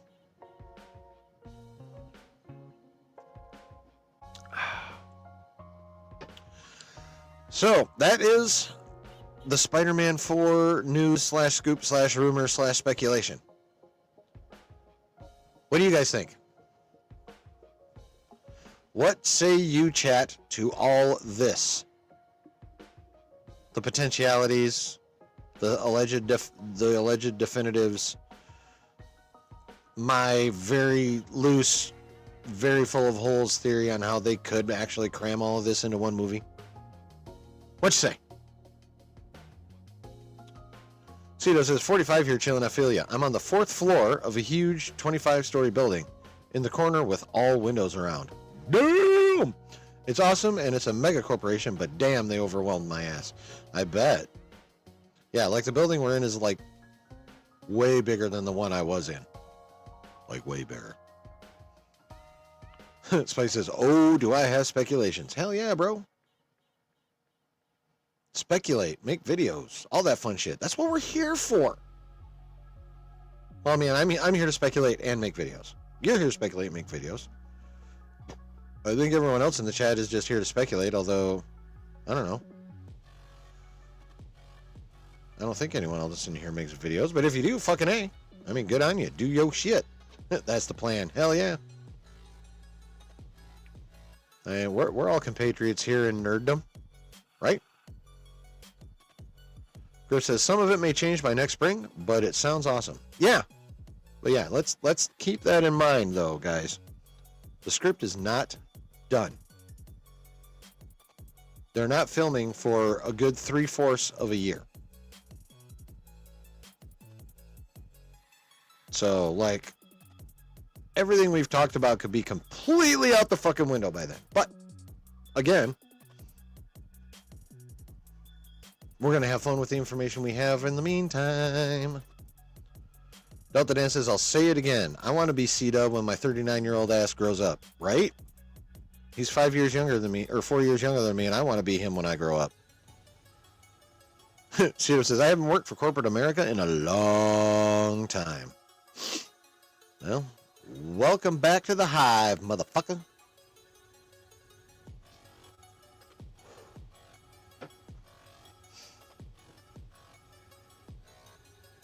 Minus the parts that sucked. Oh, C-Dub says, I've had a pretty good life. Minus parts. I mean, yeah. Yeah, it's all about proportion. So how about it, chat? Questions, thoughts, concerns, your own speculation, your own theories? What say you to the Spider-Man 4, let's just call it news? Although, some of it, that term can be used very loosely, but let's just say it's Spider-Man 4 news. And what say you, chat? And also you, if you've made it this far on the replay, comments. Drop them comments. What do you think about anything we've talked about tonight? About Skeleton Crew? About Sony considering selling the license to Spider-Man back to Marvel? Not fucking happening. What do you think about all the Superman goodness we've gotten this week? The motion poster with that awesome music. The 30-second teaser we got for the 2-minute and 20 today for the 2-minute and 20-second teaser we're getting tomorrow. And of course, all this Spider-Man 4 goodness we just talked about. Let me know all your thoughts in the chat live and in the comments below on the replay, please. And of course, hit all the buttons. Subscribe, notification bell, like. I mean, they're just right there.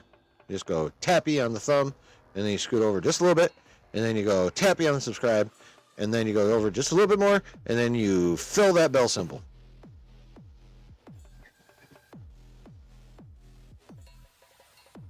And again, if you're on the replay, you do that, you go bing, bing, bing, and then you go a little bit farther down and type some shit in. That's what you do. And of course, feel free to share this or any video on my page out to your friends, family, coworkers. Steal their phones and, get on their YouTube and just click the sub button for them. I don't know if I told you guys this. Random. I was fiddling around, checking how I'm doing and stuff. And I already have racked up. Last I checked, so you know how the thresholds for like the YouTube partner program, as I call it, YouTube partner program Lite. You need 500 subs and 3,000 watch hours in the last 365 days. See if that still holds true. But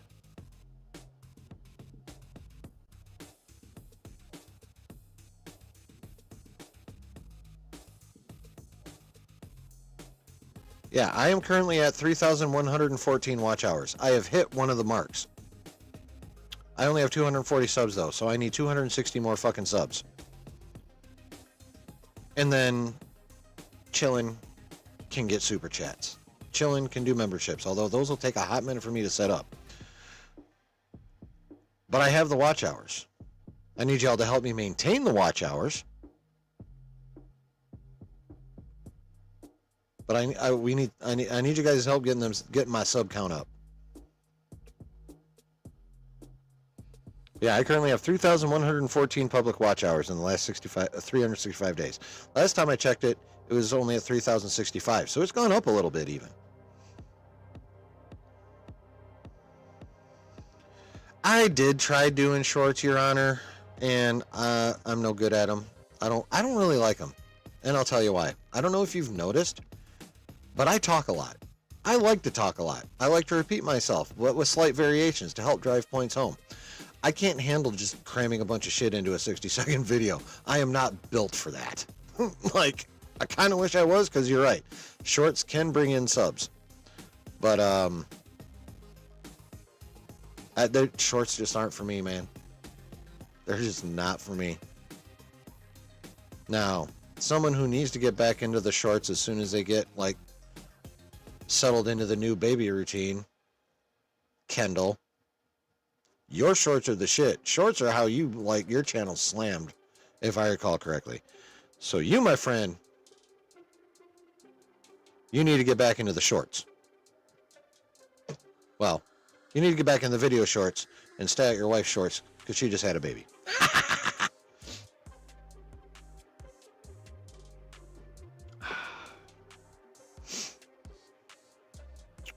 Delta Dan says, I always had an extra like on with my wife's account. Well, thank you. I appreciate that.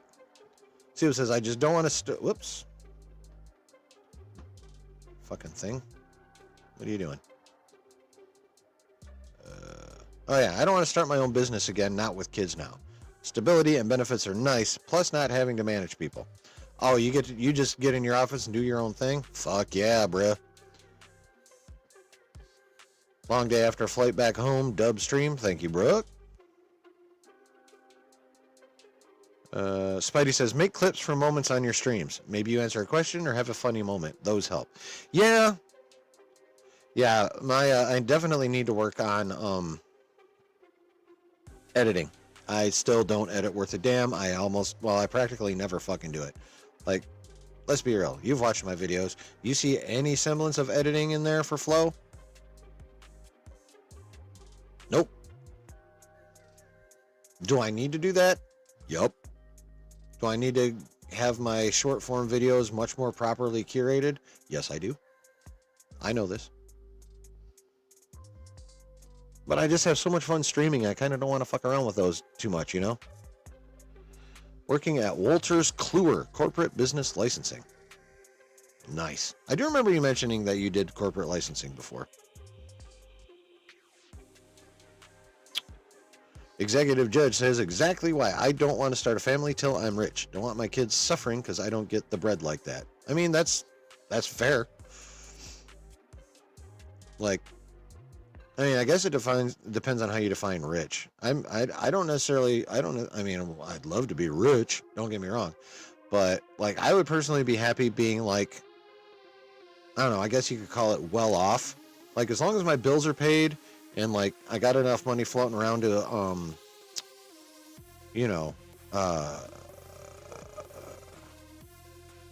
indulge whims. Whether those whims be doing something for my wife, whether those whims be getting like a hot toy or some shit, some Funko Pops, what have you. That's all I really want. I want enough money to have my bills covered, have some nice things and indulge in a whim or a few whims here and there, and that's it. That's all I really want. I'm not greedy. Now, would I like to have the amount of money that would cause Trump to want to give me tax cuts? Fuck you. But I don't need that much. 150, 200K a year would be peak. It would also be like triple what I'm making now. If not more. 3 to 5 times what I'm making now.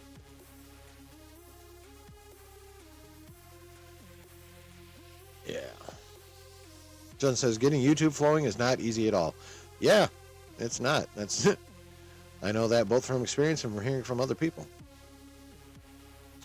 Although I've heard and I've seen specifically with you, Mr. Justin, that once you crack that first 1,000, it's like the threshold, and then YouTube actually starts really pushing your shit.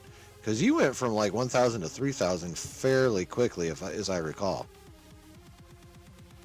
And I'm not bagging on you for it, dude. I am so happy for you. It's like, it's crazy. I'm just saying, it's just how I've noticed things tend to go on this this platform. Delta Dan says, I'm not doing bad. I'm doing all right, and my kids are happy as hell. I mean, there you go. Kids are happy long as the lights are on and you are present, but mine are young. I mean, fair. The taste of the kids do be changing as they get older. You just had one video pop? Well, fuck.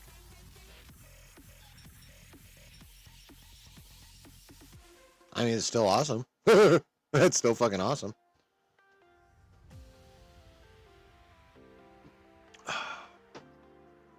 And then you got burnt out of making videos. Steve says they manage corporate business licenses for huge companies, many of which everyone in here use every day. Nice. That's cool. That's really cool.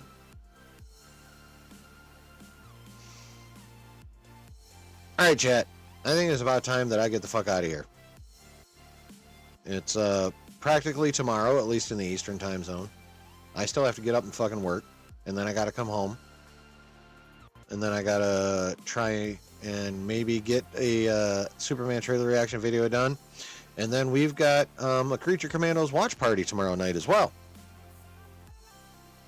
So I'm gonna get the fuck on out of here, get a little, you know, relax a little bit, and then go to fucking bed, and then do it all over again tomorrow. So hope you guys had as much fun as I did.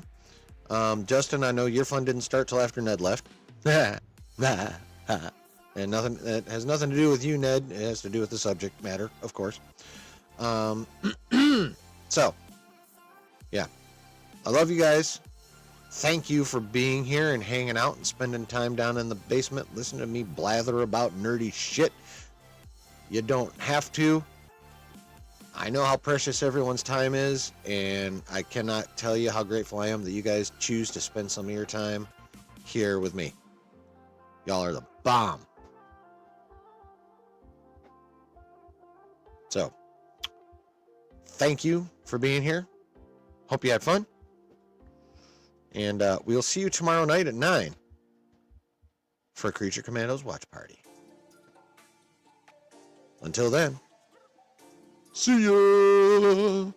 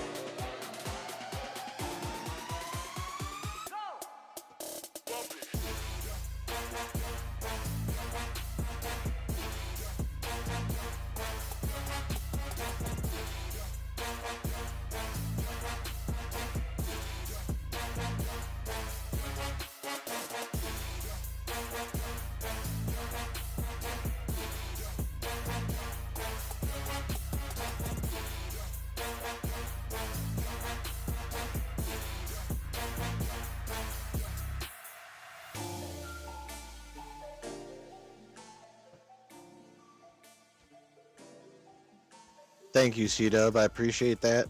Thank you, Dan. I appreciate that. Y'all are the bomb. And as of right now, we got about 9 hours until a potential nuclear meltdown from our boy Josh.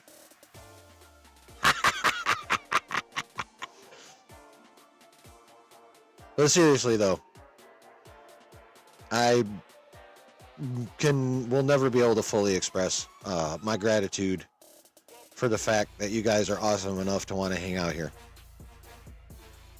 I'll never be able to. I'll just keep saying it this way, because that's as good as I'll ever real fucking get with it. But know that you guys are so appreciated and so loved in a non-Diddy way. Y'all are the bomb. Thank you for being here. Remember, watch party tomorrow night for Creature Commandos at 9 o'clock. regular Saturday night stream at 9 o'clock. And I can already tell you we're going to be going over at least part 2 of Alex's Discord Q&A because he dropped that shit today, an hour and a half before this stream, that motherfucker. So we're definitely going to be going over that. And if he drops part 3, we'll be going over both of them. Plus, of course, you know, anything that happens between now and then, we'll probably end up talking about the Superman trailer some more. And then whatever news drops tomorrow, Friday, and Saturday morning, we'll be talking about it all. So I hope y'all are ready. Watch party tomorrow night. Lot of nerdy talk Saturday night. Chris says, I'm glad I found your channel, bro. Dub streams as always. Well, thank you, man. I'm glad all of you found my channel too. Like, y'all are a fucking dope community. And I appreciate you guys more than I'll ever be able to say or probably show. But, you know, just know this. I love y'all. So, until tomorrow night at 9 o'clock for the Creature Commandos watch party. Remember, wherever you are and whoever you're with, always keep it nerdy. Love y'all. Peace.